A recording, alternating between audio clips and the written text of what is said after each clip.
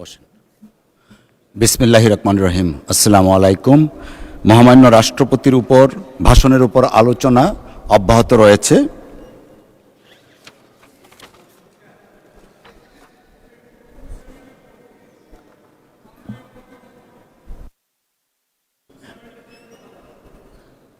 এখন তো আমরা একটা প্রসিডিংসের মাঝখানে আছি।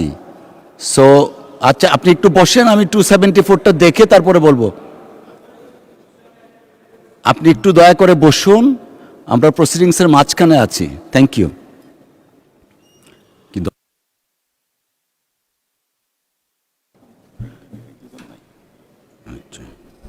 আলোচনায় অংশগ্রহণ করবেন মোহাম্মদ আব্দুল মুহিত তালুকদার, বগুড়া 3 আসন থেকে নির্বাচিত মাননীয় সদস্য জনাব আব্দুল মুহিত তালুকদার।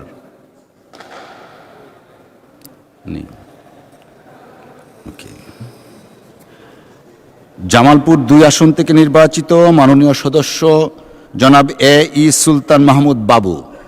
জনাব সুলতান মাহমুদ বাবু উনিও নেই। চট্টগ্রাম 3 আসন থেকে নির্বাচিত মাননীয় সদস্য জনাব মুস্তফা কামাল পাশা। জনাব মুস্তফা কামাল পাশা। মানিকগঞ্জ 2 আসন থেকে নির্বাচিত মাননীয় সদস্য জনাব মইনুল ইসলাম খান। জনাব মইনুল ইসলাম খান কোথায়? আপনার সময় 4 মিনিট। ধন্যবাদ। মাননীয় স্পিকার, আপনাকে ধন্যবাদ এই মহান সংসদে আপনার মাধ্যমে কিছু বলার সুযোগ প্রদানের জন্য। আমি প্রথমেই মহান আল্লাহ তাআলার কাছে শুকরিয়া আদায় করছি যে আমরা এই সংসদে দাঁড়িয়ে কথা বলার সুযোগ দান করেছেন। আমি কৃতজ্ঞতা ধন্যবাদ জানাচ্ছি আমার দল এবং মাননীয় প্রধানমন্ত্রী আমাদের নেতা তারেক রহমান সাহেবকে। উনি আমাকে নমিনেশন দিয়ে এই মহান সংসদে আসার সুযোগ করে দিয়েছেন। আমি গভীর শ্রদ্ধার সাথে স্মরণ করছি বিএনপির প্রতিষ্ঠাতা শহীদ রাষ্ট্রপতি জিয়া রহমান, আমি আপসহীন নেত্রী বেগম খালেদা জিয়াকে, এবং তাদের অবদান আমাদের এই বাংলাদেশে অবস্মরণীয় হয়ে থাকবে। আমি ধন্যবাদ জানাই আমার নির্বাচনী এলাকার জনগণকে, যারা আমাকে ভোট দিয়ে এই মহান সংসদে পাঠিয়েছেন। আমি স্মরণ করছি, গভীর শ্রদ্ধার সাথে স্মরণ করছি জুলাই যোদ্ধাদের, যাদের আত্মত্যাগে আমরা এই ফ্যাসিস্টকে সরিয়ে এই সামনে আমরা এই সংসদে আসতে পেরেছি। মাননীয় স্পিকার, এই মহান সংসদ নিয়ে অনেক আলোচনা হচ্ছে। আমরা যদি একটু অতীতের দিকে নজর দেই তাহলে দেখতে পাই স্বাধীন বাংলাদেশের সব বড় গুরুত্বপূর্ণ রিফর্ম, অ্যামেন্ডমেন্ট বা অন্য যা কিছুই হয়েছে সবই বিএনপির হাতে হয়েছে। শহীদ প্রেসিডেন্ট জিয়া রহমানের সময় একদলীয় শাসন ব্যবস্থা থেকে আমরা বহুদলীয় গণতন্ত্রের শাসন ব্যবস্থা পেয়েছি। আমরা অর্থনৈতিক সময় তখন জাতীয়করণ থেকে আমরা মুক্ত অর্থনীতির বাজারে আসতে পেরেছি। এরপরে তিনবারের প্রধানমন্ত্রী বেগম খালেদা জিয়ার হাতে আমরা 91-তে প্রেসিডেন্সিয়াল ফর্ম থেকে পার্লামেন্টারি ফর্মে এসেছি। তখন অর্থনৈতিকভাবে আমরা ওই সময় ভ্যাটের প্রবর্তনের ফলে আজকে যে আমাদের বাজেট হচ্ছে লক্ষ কোটি টাকার, সেই বাজেট প্রণয়নের জন্য আমাদের সেই ভ্যাটের ইন্ট্রোডাকশনটা ছিল অবস্মরণীয় একটি গুরুত্বপূর্ণ ঘটনা। মাননীয় স্পিকার, বিএনপি একটি পরীক্ষিত দল, যার হাতে রিফর্ম সবচেয়ে নির্ভরযোগ্য। তাই গত নির্বাচনে জনগণ এই বিএনপিকে ভোটে জিতিয়ে আমাদের 2/3 মেজরিটি দিয়ে আমাদেরকে সংসদে দিয়েছে, যাতে আগামী দিনের রিফর্মও আমাদের হাতে হতে পারে। মাননীয় স্পিকার, আমি বিশ্বাস করি যে আমাদের নেতা জনাব তারেক রহমানের হাতে এই 17 বছর এই আগামী জুলাই সনদ ও বিএনপির নির্বাচনী ইস্তেহারে আমরা গত 17 বছরের রাজনৈতিক অর্থনৈতিক অপশাসনের ক্ষতবিক্ষত বাংলাদেশকে সংস্কারের মাধ্যমে আবার সঠিক পথে নিয়ে আসতে পারব। মাননীয় স্পিকার, আমি আমার নির্বাচনী এলাকা সম্বন্ধে দুটি কথা বলতে চাই। আমার নির্বাচনী এলাকা মানিকগঞ্জ 2, সিঙ্গার, হরিরামপুর ও সদর উপজেলা ভাড়ারিয়া ও হাটিপাড়া নিয়ে গঠিত। সিঙ্গার উপজেলা ঢাকার অতি সন্নিকটে এবং এখানে একটি কৃষি ভিত্তিক এলাকা। এখানে শাকসবজির জন্য সিঙ্গারের কৃষি বিখ্যাত। আমরা ঢাকা মাননীয় সদস্য, আপনাকে ধন্যবাদ। আলোচনায় অংশগ্রহণ করবেন। ওকে, জি, মাননীয় প্রতিমন্ত্রী কি বিষয় বলেন?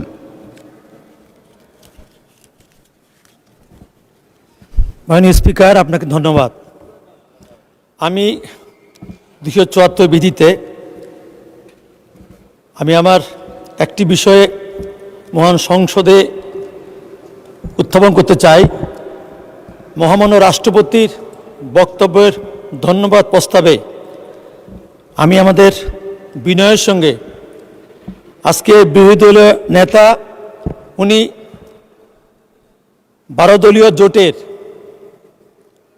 24শে মার্চ সোমবার সন্ধ্যায় রাজধানী মালিবাগে একটি হোটেলে ইফতার মাহফিলে উনি বক্তব্যে বলেছিলেন আমাদের সংসদীয় নেতা এবং মাননীয় প্রধানমন্ত্রীকে এই আন্দোলনের, জুলাইয়ের আন্দোলনের প্রধান নায়ক বা প্রধান সেনাপতি, এবং সেই অনুষ্ঠানে মাননীয় বিরোধী নেতা প্রধান অতিথি হিসেবে উপস্থিত ছিলেন। মাননীয় স্পিকার, সংসদ যদি জানতে চায় আমার কাছে এখানে ভিডিও ক্লিপও আছে মাননীয় স্পিকার, আমি সেটা শোনাতে পারি।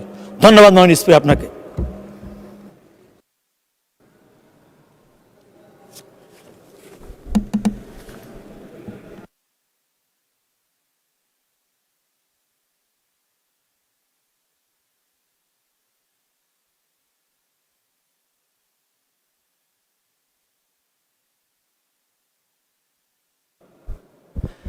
ধন্যবাদ।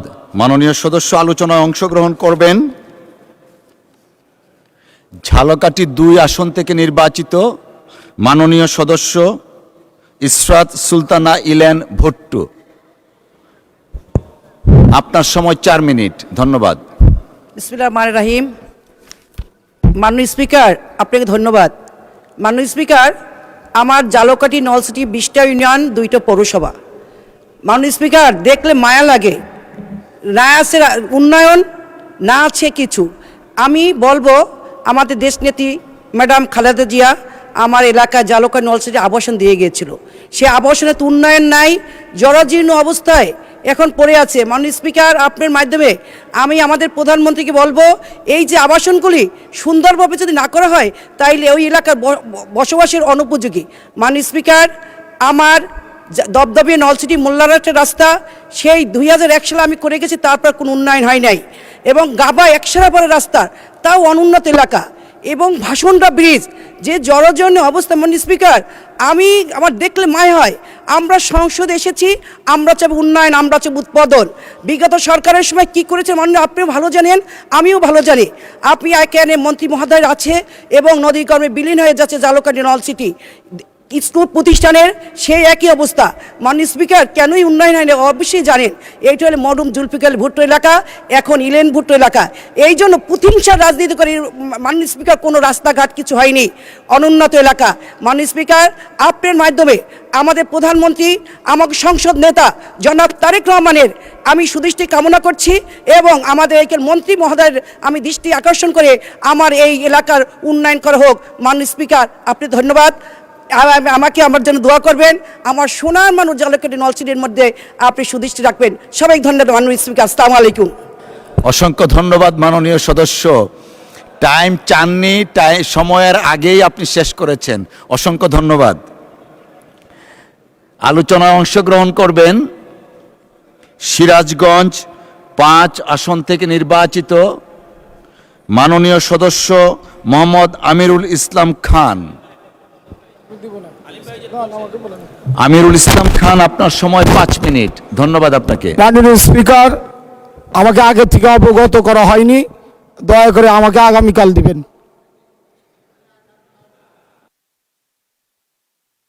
যেদিন খুশি দিয়েন ইনশাল্লাহ। আসলে বিষয়টা কাউকে অবগত করা হয়নি, এটা চিফ হুইপ মহোদয় করেছেন। আপনার যদি শরীর খারাপ থাকে, স্বাস্থ্য খারাপ থাকে, সেই ক্ষেত্রে হয়তো একদিন সময় নিতে পারেন।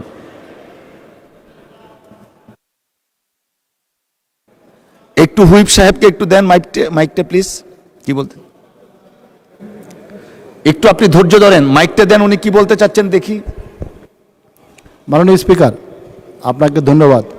এটা আসলে আমাদের হুইপ মহোদয়রা হুইপিং করে সংসদ থেকে নামগুলা কালেক্ট করেন, সেই জন্য ওনারা হয়তো নামটা আগে দিয়েছেন, কিন্তু আপনার সিরিয়ালে আজকে আসছে, হয়তো উনি ওনার প্রিপারেশন এই জন্য বলতেছেন আর কি। ধন্যবাদ আপনাকে।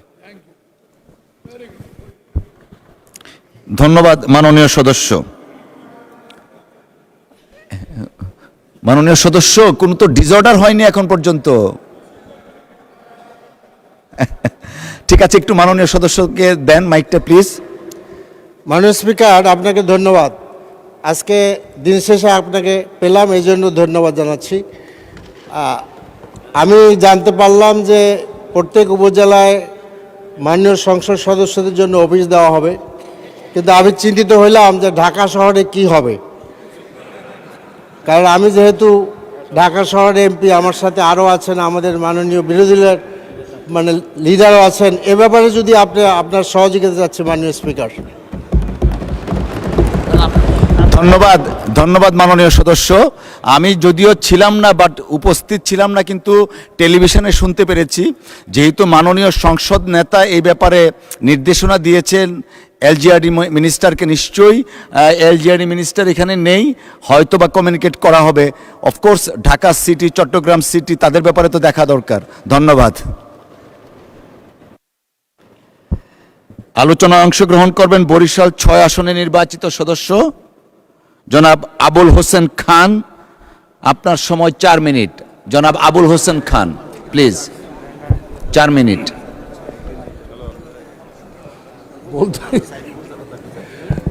মাননীয় স্পিকার, আপনাকে ধন্যবাদ। সংসদের বাইরে প্রত্যেক দিন আমার বিরুদ্ধে বিভিন্ন এলাকার লোকজন ভিডিও করে বলে যে আমাদের বাউফলের এমপি সাহেব উনি পার্লামেন্টে গিয়ে এয়ারপোর্ট চায়, আর আমাদের আবুল হোসেন খান আমাদের জন্য তো কিছু চায় না। তা আমি এতদিন কথা বলেই সুযোগ পাই নাই, আজকে হঠাৎ করে সুযোগ পেলাম, এজন্য আপনাকে ধন্যবাদ জানাচ্ছি। মাননীয় স্পিকার, রাজনীতি করি প্রায় 54 বছর, বিএনপি করি 34 বছর, 71-এর মুক্তিযোদ্ধা ছিলাম। আমি এর দীর্ঘ 54 বছরের অভিজ্ঞতায় আমি আজ পর্যন্ত স্বাধীনতা 71 সনের পর থেকে আজ পর্যন্ত দেশের স্বাধীনতার যে ইতিহাস বা আমাদের যে সমস্ত ব্যক্তিদের স্বাধীনতা 52, 62, 66, 69, 70, 71 মুক্তিযুদ্ধ, এবারে 7ই নভেম্বর, এরশাদ পতন, সর্বশেষ আমাদের জুলাই আন্দোলন, এই আন্দোলনগুলো যে সমস্ত মানুষের যে ভূমিকা ছিল, এই ভূমিকা নিয়ে একটি সত্য ইতিহাস আমাদের জাতি কিন্তু এখনও জানে না। আমাদের যে প্রজন্ম, এই প্রজন্ম একটা ভুল অসত্য ইতিহাস নিয়েই কিন্তু তারা বড় হয়েছে। আজকে এই সংসদে আমি মাননীয় প্রধানমন্ত্রী এবং সহ সমস্ত যারা উপস্থিত আছেন সবার পক্ষ থেকে আমার একটা অনুরোধ, সেটা হলো আগামী প্রজন্ম যেন একটা সত্য ইতিহাস জানতে পারে। বাংলাদেশের রাজনৈতিক দল তো বেশি ছিল না, ছিল আওয়ামী লীগ, ছিল জামাত ইসলাম, ছিল স্বাধীনতার পরে জাসদ নামে একটি দল হয়েছিল, আর ছোটোখাটো যে দলগুলো ছিল সে দলগুলো এখন বিলীন হয়ে গেছে, জাসদও বিলীন হয়ে গেছে। আমরা কোন রাজনৈতিক দলের কী ভূমিকা আমরা জানি, এবং ব্যক্তিগতভাবে এই 70 সনের পর থেকে 71 সনের পর থেকে বাংলাদেশে এমন কোনো রাজনৈতিক পট পরিবর্তন ঘটে নাই যেখানে একজন কর্মী হিসাবে আমি রাজপথে ছিলাম না। সেই 73 সন থেকেই এই জেল খাটতে খাটতেই এই জুলাই আন্দোলনের এই সর্বশেষ তিনবার জেলে গিয়েছি। অনিলমের সময় আমাকে 7 বছর জেল দেওয়া হয়েছে। 7ই নভেম্বর তারিখেও আমি রাজপথে ছিলাম। আমার বক্তব্য হলো, আমরা জুলাই আন্দোলনের সনদে বিএনপি স্বাক্ষর করেছে, ইতিমধ্যে বিলও পাশ হয়েছে। আমি এই জন্য ধন্যবাদ জানাচ্ছি যারা শহীদ হয়েছেন, তারা আহত হয়েছেন, তাদের জন্য সরকার সব ধরনের ব্যবস্থা করবে। কিন্তু 71 সালে মুক্তিযুদ্ধে কত লোক শহীদ হয়েছেন এই তালিকাটা আমাদের কাছে নাই। আমি অনুগ্রহ করে এই মুক্তিযোদ্ধা মন্ত্রীর কাছে আবেদন জানাচ্ছি, আমাদের দলের প্রধানমন্ত্রীর কাছে আবেদন জানাচ্ছি, অনুগ্রহ করে 71 সালে মুক্তিযুদ্ধে কত লোক শহীদ হয়েছেন অনুগ্রহ একটা তালিকা করেন। সেই 71 মুক্তিযুদ্ধের সময় কোন দলে কি ভূমিকা ছিল, এই ভূমিকাটা আমাদের জামাত ইসলামের যে আমির, উনি রাজশাহী মেডিকেল কলেজ ছাত্র ছিলেন, উনি তখন জামাত করতেন না। জামাতের যে কজন মুক্তিযোদ্ধা আছেন এরাও কিন্তু তখন কেউ জামাত করতেন না, তারা জামাতে পরে গেছেন। ধন্যবাদ মাননীয় সদস্য। আচ্ছা, 1 মিনিট বাড়ানো হলো। আপনাকে অনুরোধ জানাচ্ছি 5 মিনিট মিনিট। সময় দেন। 5 মিনিট 1 মিনিট বলবো, বসে দেবো তাই। আমি অনুরোধ জানাচ্ছি, আমরা এখন বাংলাদেশের স্বাধীনতার 54 বছর পরে আজকে সংসদে এসে আমরা অন্তপক্ষে আমাদের কি গুণগত কোনো পরিবর্তন আসবে না? আমাদের মানসিক যে একটা মানে সমস্যা, একে অপরের দোষ চাপানোর যে একটা আমাদের টেন্ডেন্সি, এই একাধিক মুক্তিযুদ্ধে তখনকার মুক্তিযুদ্ধের রাজনৈতিক নেতৃত্ব দেশের স্বাধীনতার ঘোষণা দিতে সাহস পায় নাই। তার বিরুদ্ধে একটা রাষ্ট্রদ্রোহী মামলা হবে এই ধরনের ঘোষণা দেন নাই। আবার সেই ঘোষণা দিলেন বাংলাদেশে একজন সেনার মেজর একজন, তিনি স্বাধীনতা ঘোষণা দিয়ে মুক্তিযুদ্ধে ত্বরান্বিত করলেন।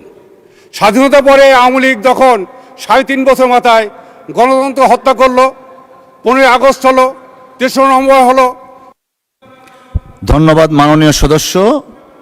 আলোচনায় অংশগ্রহণ করবেন খুলনা 2 আসন থেকে নির্বাচিত মাননীয় সদস্য জনাব শেখ জাহাঙ্গীর হুসাইন হেলাল।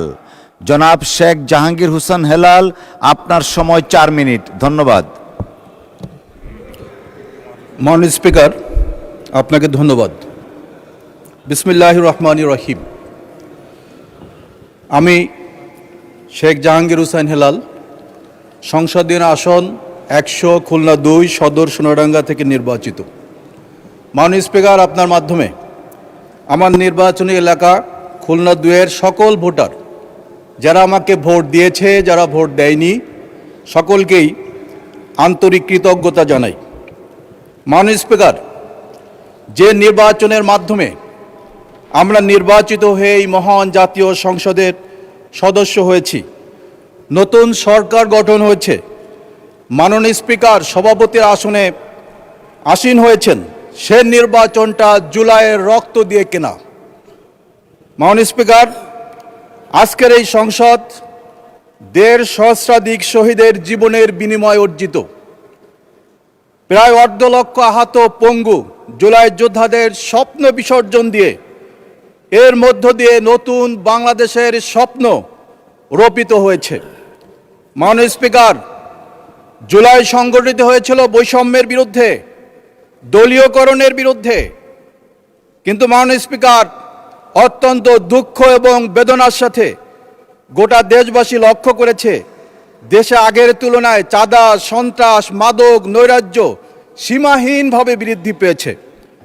আর দলীয়করণের ক্ষেত্রে দেশের জনগণ হতবাক হয়ে লক্ষ্য করেছে, স্থানীয় সরকার ব্যবস্থাপনায় নির্বাচন ঘোষণা না করে নির্লজ্জভাবে ব্যাপক দলীয়করণ ইতিমধ্যে সম্পন্ন করা হয়েছে।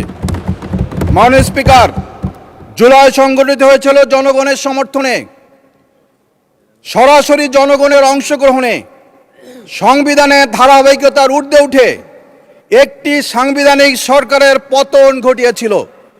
জুলাই আন্দোলন প্রমাণ করেছে জনগণই আসল শক্তি। সেই জনগণ পরিবর্তন চেয়েছে, গণভোটে হায়ের পক্ষে সমর্থন দিয়েছে। ঐক্যমত্য কমিশনের সাথে সংশ্লিষ্ট সকল পক্ষ জুলাই চার্টারের সাথে একমত হয়ে স্বাক্ষর করলেও সরকারি দল গণভোটকে অস্বীকার করেছে, যা পৃথিবীর ইতিহাসে আর কখনো ঘটেনি। মাননীয় স্পিকার, রাষ্ট্রপতির ভাষণের ক্ষেত্রে এখন বলতে চায়, একজন রাষ্ট্রপতি তিনি দেশের সংকটে জনগণের পক্ষে ভূমিকা রাখেন, কিন্তু বাংলাদেশের রাষ্ট্রপতি জুলাই সংকটে জনগণের পক্ষে ছিলেন না, ছিলেন ফ্যাসিবাদের পক্ষে। এখনো তিনি জনগণের পক্ষে নয়। জনগণের চাওয়াকে বোঝেন না। জনগণ চায় তার পদত্যাগ। যদি বুঝতেন, পদত্যাগ করে জনগণের পক্ষে আসতেন। মাননীয় স্পিকার, রাষ্ট্রপতির ভাষণে বিগত সংসদের ভাষণ আর এই সংসদের ভাষণের মধ্যে কোনো পার্থক্য নেই, শুধু রং বদলিয়েছে। ভাষণে জনগণের কোনো আকাঙ্ক্ষা নেই, জনমতের উচ্চারণ নেই। সেই কারণে রাষ্ট্রপতির ভাষণে কোনো ধন্যবাদ দিতে পারলাম না মাননীয় স্পিকার। তবে মাননীয় স্পিকার, আপনাকে ধন্যবাদ। আমরা এই নতুন সংসদ, এটা শুধুমাত্র কোনো দলের নয়, সকল দলের, জনগণের, দেশের সংসদ। সেই হিসাবে যাতে আগামীতে ভূমিকা পালন করতে পারি, সেই দৃষ্টি আকর্ষণ করছি মাননীয় স্পিকার। আপনাকে ধন্যবাদ ধন্যবাদ মাননীয় সদস্য। আলোচনায় অংশগ্রহণ করবেন শেরপুর ৩ আসন থেকে নির্বাচিত মাননীয় সদস্য জনাব মোহাম্মদ মাহমুদুল হক রুবেল। আপনার সময় 4 মিনিট। ধন্যবাদ। মাননীয় স্পিকার, আপনাকে ধন্যবাদ। মাননীয় স্পিকার, আমার আসন 145 শেরপুর 3 শ্রীবর্দী ঝিনাইগাতি উপজেলা নিয়ে গঠিত। আমি মহামান্য রাষ্ট্রপতির ভাষণের উপরে ধন্যবাদ প্রস্তাব বক্তব্য দিচ্ছি। আমি বক্তব্যের শুরুতেই মহান আল্লাহ রাব্বুল আলামিনের প্রতি কৃতজ্ঞতা প্রকাশ করি। আমি ধন্যবাদ জানাই আমাদের মাননীয় প্রধানমন্ত্রী, যিনি আমাকে মনোনয়ন দিয়ে এই মহান সংসদে আসার সুযোগ দিয়েছেন। আমি ধন্যবাদ জানাই, কৃতজ্ঞতা প্রকাশ করি আমার শেরপুর 3 আসন পাহাড়ের পাদদেশে অবস্থিত, সীমান্তবর্তী এলাকা, গারো পাহাড়ের পাদদেশে অবস্থিত শ্রীবর্দী ঝিনাইগাতি উপজেলা এবং শ্রীবর্দী পৌরসভার জনগণ, যারা চতুর্থবারের মতো আমাকে বিপুলভাবে ভোট দিয়ে এই চতুর্থবারের মতো সংসদে আসার সুযোগ করে দিয়েছেন। আমি আমার বক্তব্যের শুরুতেই মহামান্য রাষ্ট্রপতির বক্তব্য আমার পক্ষ থেকে আমি ধন্যবাদ জানাই। মাননীয় স্পিকার, আমার শেরপুর আসনটি শ্রীবর্দী ঝিনাইগাতি উপজেলা। এই 2 উপজেলা অত্যন্ত অবহেলিত। বিশেষ করে শেরপুর জেলার দিকে আমরা যদি তাকাই, অন্যান্য জেলার চাইতে শেরপুর জেলা সব দিক দিয়ে পিছিয়ে পড়া একটা জেলা। বিগত 15-16 বৎসর যে সরকার ক্ষমতায় ছিলেন, ফ্যাসিস্ট সরকার, সেই সময়ে আমাদের অন্যান্য জেলা, বিশেষ করে পাশের জামালপুর জেলায় যে পরিমাণ উন্নয়ন হয়েছে, ওর তুলনায় একেবারেই নগণ্য উন্নয়ন হয়েছে আমাদের শেরপুর জেলায়। আমাদের একটা পুরানো জেলা হওয়া সত্ত্বেও এই জেলায় এখন পর্যন্ত কোনো মেডিকেল কলেজ নাই, এখানে কোনো ইউনিভার্সিটি নাই, এখানে রেল লাইন নাই। এই দাবিগুলি শেরপুর জেলার 5টি উপজেলা এবং 4টি পৌরসভার মানুষের প্রাণের দাবি। দীর্ঘদিন থেকে এই এলাকার সমস্ত মানুষ এই দাবিগুলি করে আসছে, কিন্তু এখন পর্যন্ত সেই দাবিগুলির প্রতিফলন ঘটে নাই। সেই সঙ্গে আমার শ্রীবর্দী ঝিনাইগাতি উপজেলা শেরপুরের 3টি আসনের মধ্যে সবচাইতে বেশি অবহেলিত। আমরা যেমন শিক্ষার দিক দিয়ে পিছিয়ে রয়েছি, আমরা স্বাস্থ্যসেবার দিক দিয়ে পিছিয়ে রয়েছি, আমাদের জীবনযাত্রার মান খুবই নিম্নমুখী, কর্মসংস্থানের কোনো ব্যবস্থা আমার এই দুই উপজেলায় নাই বললেই চলে।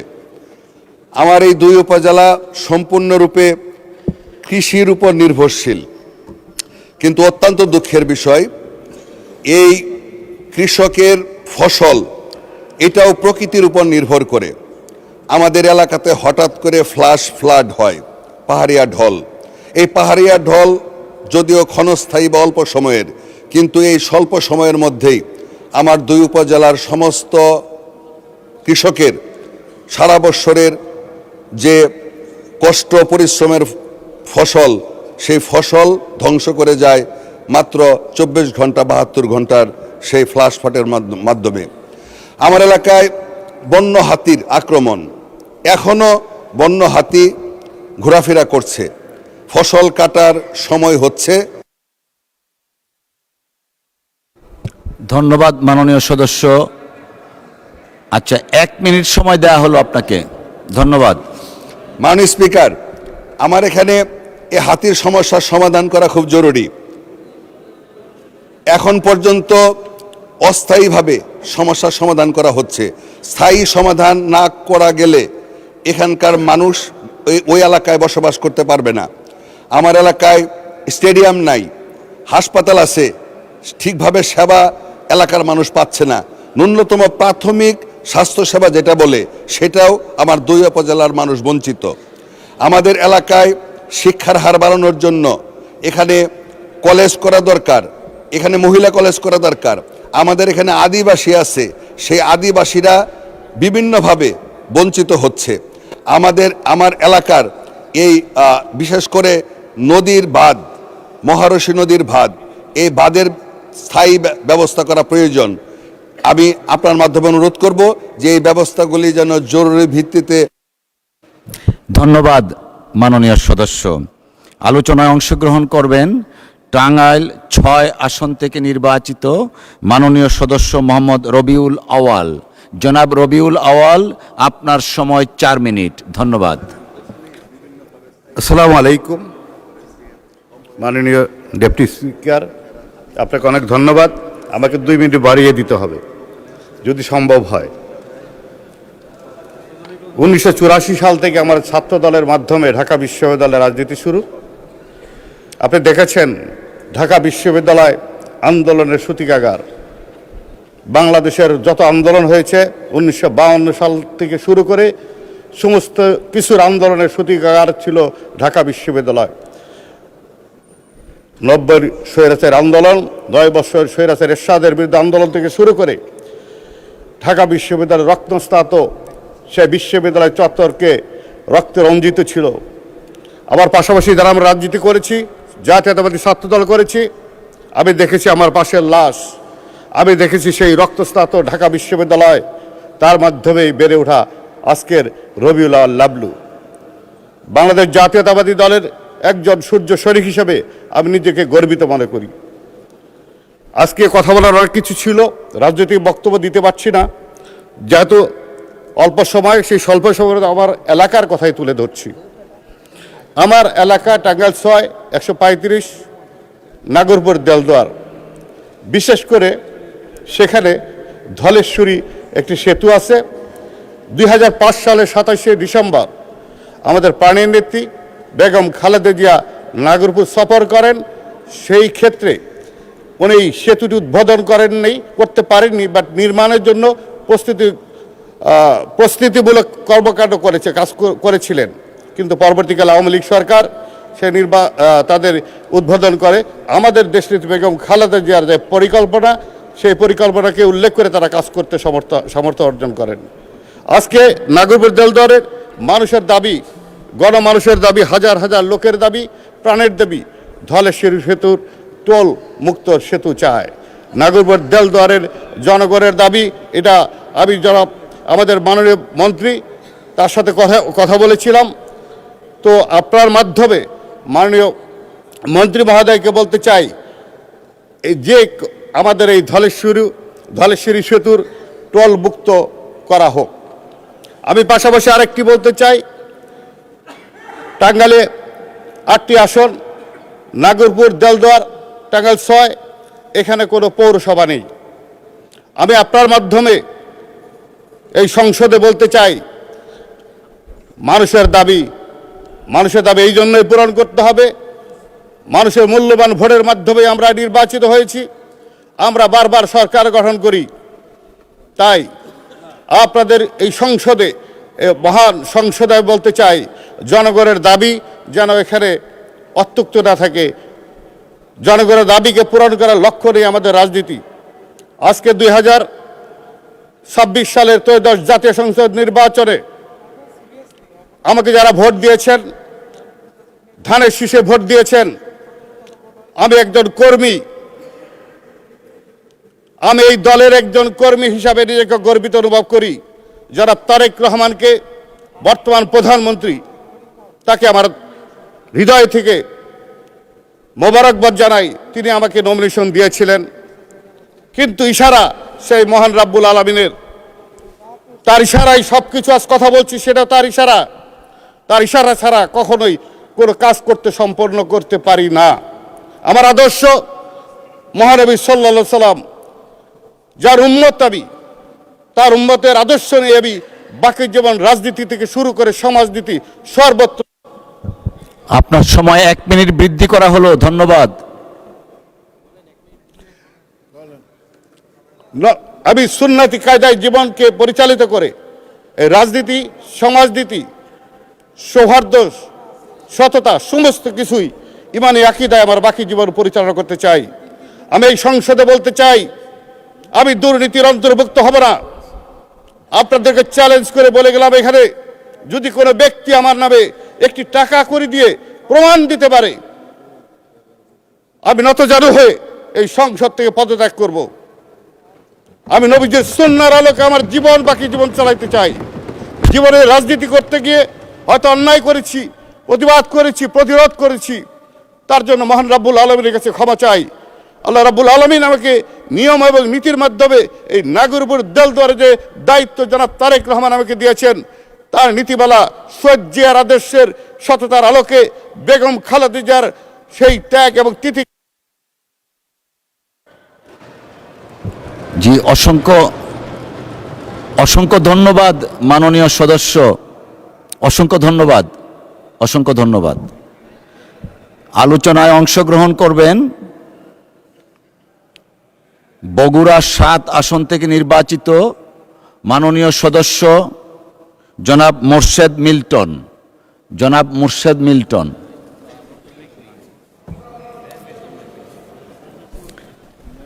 লালমনিরহাট 2 আসন থেকে নির্বাচিত মাননীয় সদস্য জনাব মোহাম্মদ রুকন উদ্দিন বাবুল।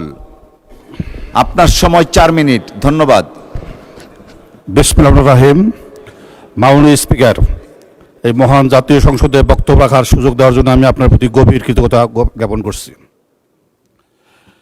ত্রয়োদশ জাতীয় সংসদের 2026 সালের প্রথম অধিবেশনে মহামান্য রাষ্ট্রপতির দিক নির্দেশনামূলক ভাষণের উপর আনীত ধন্যবাদ প্রস্তাবের আলোচনায় অংশগ্রহণ করতে পেরে মহান আল্লাহ তাআলার দরবারে শুকরিয়া আদায় করছি। মাননীয় স্পিকার, আপনার মাধ্যমে আমি সংসদ নেতা ও মাননীয় প্রধানমন্ত্রীর প্রতি শ্রদ্ধা জ্ঞাপন করছি। একই সাথে মাননীয় মন্ত্রিপরিষদের সদস্যবৃন্দ, ডেপুটি স্পিকার, চিফ হুইপবৃন্দ এবং এই সংসদের সকল সম্মানিত সদস্যদেরকে জানাই আন্তরিক অভিনন্দন। সেই সঙ্গে আমার নির্বাচন এলাকা লালমনিরহাট 2, কালীগঞ্জ, আদিতমারি এর সর্বস্তরের জনগণ এবং দেশবাসীর প্রতি রইল আন্তরিক শুভেচ্ছা ও ভালোবাসা। শ্রদ্ধা নিবেদন। মাননীয় স্পিকার, আমার বক্তব্যের সূচনাতে আমি গভীর শ্রদ্ধাভরে স্মরণ করছি বাংলাদেশের স্বাধীনতার ঘোষক, মহান মুক্তিযোদ্ধার অন্যতম সেক্টর কমান্ডার এবং জেড ফোর্সের সাহসী অধিনায়ক শহীদ রাষ্ট্রপতি জিয়াউর রহমান বীর উত্তমকে তার ঐতিহাসিক আহ্বানেই জাতির স্বাধীনতা সংগ্রামে উদ্দীপ্ত হয়েছিল। আমি গভীর শ্রদ্ধা ও কৃতজ্ঞতার সাথে স্মরণ করছি বাংলাদেশের সংসদীয় গণতন্ত্রের রূপকার 3 বারের সফল প্রধানমন্ত্রী দেশনেত্রী বেগম খালেদা জিয়াকে। গণতন্ত্রের প্রতি তার অবিচল অবস্থান জাতির জন্য প্রেরণার উৎস। একই সাথে আমি সশ্রদ্ধ চিত্তে স্মরণ করছি ভাষা আন্দোলনের বীর শহীদগণ এবং মহান মুক্তিযুদ্ধে আত্মসহকারী সকল বীর মুক্তিযোদ্ধাকে। আমি বিনম্র চিত্তে স্মরণ করছি গণতন্ত্র পুনরুদ্ধারের আন্দোলনে আত্মত্যাগকারী সকল শহীদদের এবং 2024 সালে ছাত্র জনতার ঐতিহাসিক গণ অভ্যুত্থানের বীর শহীদদের। তাদের আত্মত্যাগ জাতিকে নতুন দিক নির্দেশনা দিয়েছে। মাননীয় স্পিকার, আমি গভীর কৃতজ্ঞতা জ্ঞাপন করছি বাংলাদেশের জাতীয়তাবাদী দল বিএনপির সম্মানিত চেয়ারম্যান এবং মাননীয় প্রধানমন্ত্রী জনাব তারেক রহমানের প্রতি। তার দূরদর্শী নেতৃত্বে আমরা একটি কঠিন সময় অতিক্রম করে গণতন্ত্রের পথে ফিরে আসতে সক্ষম হয়েছি। আমি আন্তরিক ধন্যবাদ জানাচ্ছি আমার নির্বাচন এলাকা লালমনিরহাট 2 কালীগঞ্জ আদিতমারির জনগণকে, যাদের আস্থার ভোটে আমি এই মহান সংসদে প্রতিনিধিত্ব করার সুযোগ পেয়েছি। মাননীয় স্পিকার, গত 12 মার্চ 2026 তারিখে মহামান্য রাষ্ট্রপতি যে দিক নির্দেশনামূলক ভাষণ প্রদান করেছেন, তার জন্য আমি তাকে আন্তরিক ধন্যবাদ জানাই। তার এই সুদীর্ঘ বক্তব্যে দেশের সার্বিক অবস্থা, সম্ভাবনা এবং চ্যালেঞ্জের একটি বাস্তব চিত্র প্রতিফলিত হয়েছে।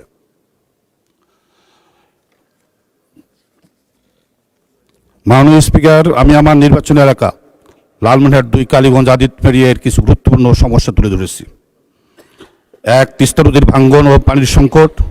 2, কৃষি সেচ ব্যবস্থার দুর্বলতা। 3, গ্রামীণ সড়কের বেহাল অবস্থা। 4, স্বাস্থ্যসেবার সীমাবদ্ধতা। 5, শিক্ষা প্রতিষ্ঠানের অবকাঠামো ঘাটতি। 6, বেকারত্ব সমস্যা। 7, সীমান্ত এলাকার মাদক ও চোরাচালান।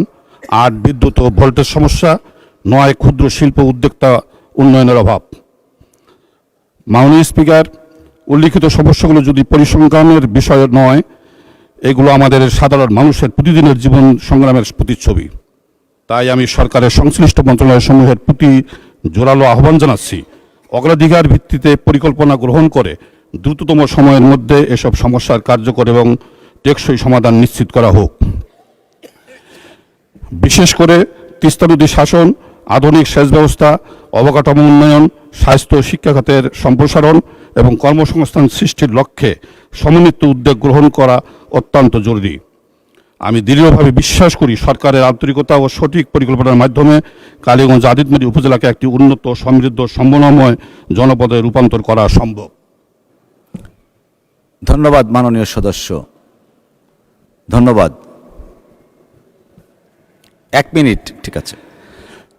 মাননীয় স্পিকার, মহামান্য রাষ্ট্রপতির ভাষণে যে জাতীয় ঐক্য ও সম্প্রীতির বার্তা দেওয়া হয়েছে, কালীগঞ্জ আদিতমারি উপজেলা হবে তার একটি উজ্জ্বল উদাহরণ। আমি দৃঢ়ভাবে অঙ্গীকার করছি আমার এলাকায় কোনো ধরনের অন্যায়, দখলবাজি বা সন্ত্রাসের স্থান হবে না। মাননীয় স্পিকার, আমি মাননীয় প্রধানমন্ত্রীর সুস্বাস্থ্য দীর্ঘায়ু কামনা করছি। আপনার সুস্বাস্থ্য কামনা করে এবং আমাকে বক্তব্য দেওয়ার সুযোগ প্রদানের জন্য পুনরায় ধন্যবাদ জানিয়ে আমি আমার বক্তব্য শেষ করছি। আল্লাহ হাফেজ। শহীদ জি অমর হোক, দেশনেত্রী বেগম খালেদা জিয়া জিন্দাবাদ, বাংলাদেশ জিন্দাবাদ। ধন্যবাদ। আলোচনায় অংশগ্রহণ করবেন ময়মনসিংহ 5 আসন থেকে নির্বাচিত মাননীয় সদস্য জনাব মোহাম্মদ জাকির হোসেন। জনাব মোহাম্মদ জাকির হোসেন, আপনার সময় 4 মিনিট। ধন্যবাদ। মাননীয় স্পিকার, ধন্যবাদ। 4 মিনিটে জাতীয় সমস্যার কথা বলবো না নিজের এলাকার কথা বলবো? জাতীয় কথা বললে তো আর এলাকার কথা বলা হবে না।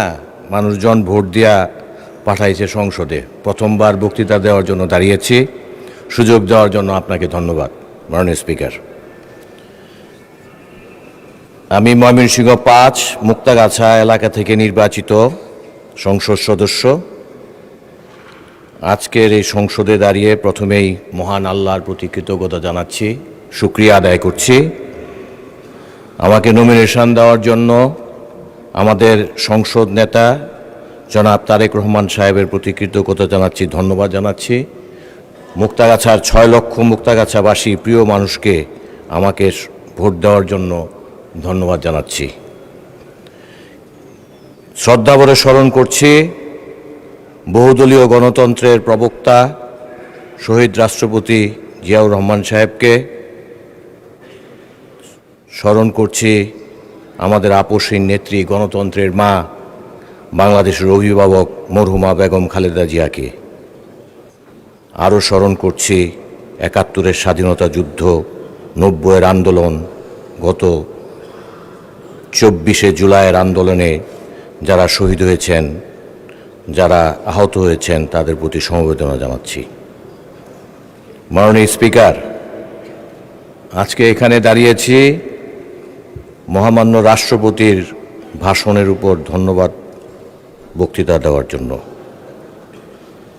উনি বিগত ফ্যাসিস্ট সরকার যে 17 বছর 18 বছর ক্ষমতায় ছিলেন, এই ফ্যাসিস্ট সরকারের রাষ্ট্রপতি হয়েছিলেন ফ্যাসিস্ট সরকারের সময়। উনি এই ফ্যাসিস্ট সরকার কি কি করে গিয়েছেন সেটার স্বীকৃতি দিয়ে গিয়েছেন এই সংসদে দাঁড়িয়ে। তার জন্য ওনাকে আবারও ধন্যবাদ জানাই। জুলাই আন্দোলনে যারা যারা শহীদ হয়েছেন, যারা যারা আহত হয়েছেন, এটা নিয়ে যে বিতর্ক আমরা সংসদে করেছি, আমি আমার বিরোধী দলীয় বন্ধুদের উদ্দেশ্যে বলতে চাই, আমরা যখন আন্দোলন সংগ্রাম করার সময় জেল খেটেছি তখন কিন্তু সেইখানে বেশিরভাগই বিএনপির লোকদেরকেই দেখেছি।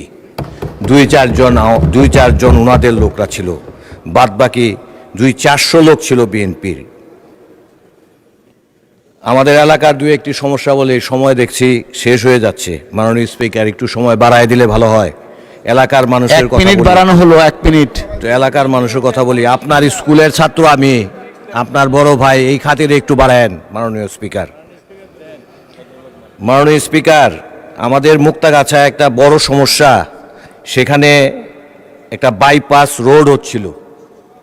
এই বাইপাস রোড অর্ধেক হওয়ার পরে বন্ধ হয়ে গিয়েছে। অর্ধেকের কাজ হয়েছে, অর্ধেকের কাজ আর বছরখানিক যাবৎ বন্ধ হয়ে আছে। মাননীয় মন্ত্রী সাহেবের সাথে কথা বলেছি, প্রতিমন্ত্রী সাহেবের সাথে কথা বলেছি, তেমন কোনো অগ্রসর হয় নাই। আপনার মাধ্যমে মাননীয় প্রধানমন্ত্রীর হস্তক্ষেপ কামনা করছি। মাননীয় প্রধানমন্ত্রী যদি এটাকে দেখে, আমাদের মুক্তাগাছার মানুষরা এই রাস্তাঘাটে যে জামের সৃষ্টি হচ্ছে সেখান থেকে রেহাই পাবে। দীর্ঘ প্রায় 35 বছর আগে মুক্তাগাছায় 1991 সনে বিসিক নগরী তৈরি হয়েছিল। এটা আজ অবধি সেখানে কোনো ইন্ডাস্ট্রি হয় নাই। মুক্তাগাছা এলাকার মানুষের 1 মিনিট সময় বাড়িয়ে দিন দয়া করে। আর একটু 1 মিনিট দিলে ভালো হইতো। ওই এলাকায়, আমাদের এলাকার মানুষের কর্মসংস্থানের সুযোগ খুব কম, সেখানে কোনো ইন্ডাস্ট্রি নাই। এই ইট বানানোর ব্যবসা ছাড়া আসলে কোনো ব্যবসা সেখানে নাই। তো কাজেই আমাদের এই বিসিক নগরীটাকে যদি চালু করার ব্যবস্থা করা হইতো, ওইখানে কিন্তু গ্যাসের কানেকশন আছে, প্লাস আমি যতদূর শুনেছি আমাদের জামালপুরেও গ্যাস পাওয়া গিয়েছে। সেইটাকে সামনে রেখে যদি মুক্তাগাছায় এই বিসিক নগরীটাকে চালু করার উদ্যোগ নেওয়া হইতো, তাহলে মুক্তাগাছার মানুষ স্বাভাবিক জীবনযাপন করতে পারত, একটু উন্নত জীবনযাপন করতে পারত। আরেকটা জিনিস মাননীয় স্পিকার, আমাদের এই সংসদে সবাই অনেক কথাই বলেছেন। আমরা যে সমস্যাটা আমার এলাকায় আমি বিশেষভাবে ফেস করছি, আমার মনে হয় অন্য কোনো এলাকায় বোধহয় সেই সমস্যাটা নাই। মানুষ অনলাইনে জুয়া খেলে। ধন্যবাদ। আলোচনায় অংশগ্রহণ করবেন নরসিংদী 3 আসন থেকে নির্বাচিত মাননীয় সদস্য জনাব মঞ্জুর এলাহি। জনাব মঞ্জুর এলাহি, আপনার সময় 4 মিনিট। ধন্যবাদ। বিসমিল্লাহির রহমানির রহিম। মাননীয় স্পিকার, আপনাকে ধন্যবাদ আমাকে কথা বলার সুযোগ করে দেওয়ার জন্যে। আমি প্রথমেই কৃতজ্ঞতা প্রকাশ করছি মহান আল্লাহর, যিনি আমাকে এই মহান সংসদে এসে কথা বলার সুযোগ করে দিয়েছেন। আমি রুহের মাগফিরাত কামনা করি।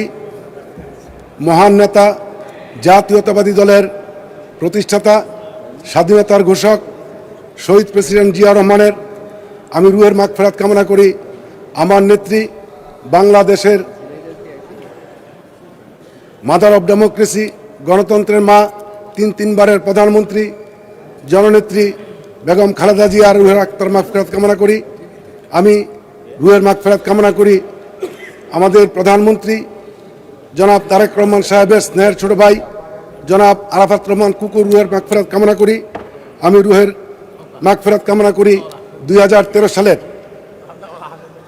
5ই মে শাপলা চত্বরে বাংলাদেশের আলেম ওলামা যারা শহীদ হয়েছেন তাদের রুহের মাগফিরাত কামনা করি। আমি ধন্যবাদ জানাই আমার নেতা, আপনাদের নেতা এই জাতীয় সংসদীয় দলের নেতা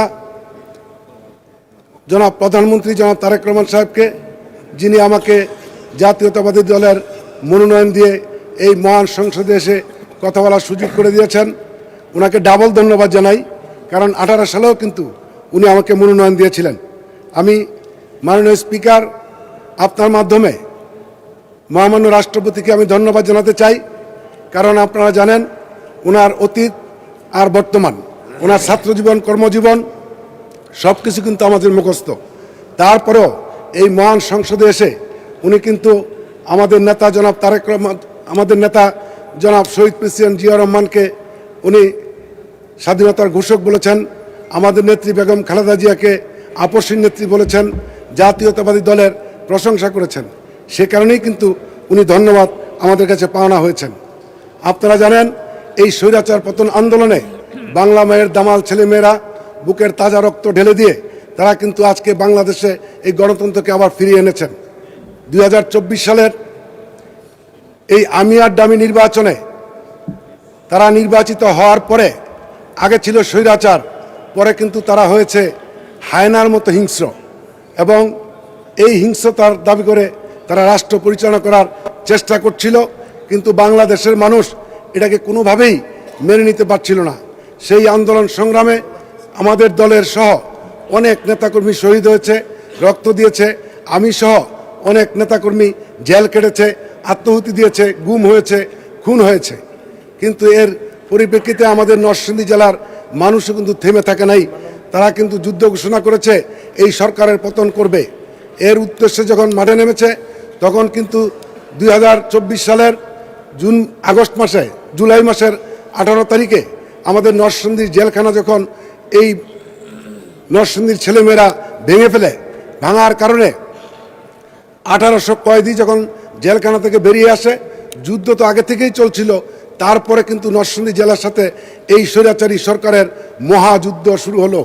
এই মহাযুদ্ধে নরসিংদী জেলার 26 জন ছেলে মেয়ে রক্ত দিয়েছে, জীবন দিয়েছে। শুধু তাই না, আমাদের দলের নেতা যারা ছিল কেউ কিন্তু মাটির উপরে থাকতে পারে নাই। তারা কিন্তু কোথায় যে ছিল, কিভাবে জীবন পার করে। ধন্যবাদ মাননীয় সদস্য, ধন্যবাদ। আপনি কি 1 মিনিট সময় চান? আচ্ছা, 1 মিনিট দেয়া হলো। যাই হোক, আমি আরেকটি কথা না বললেই নয়।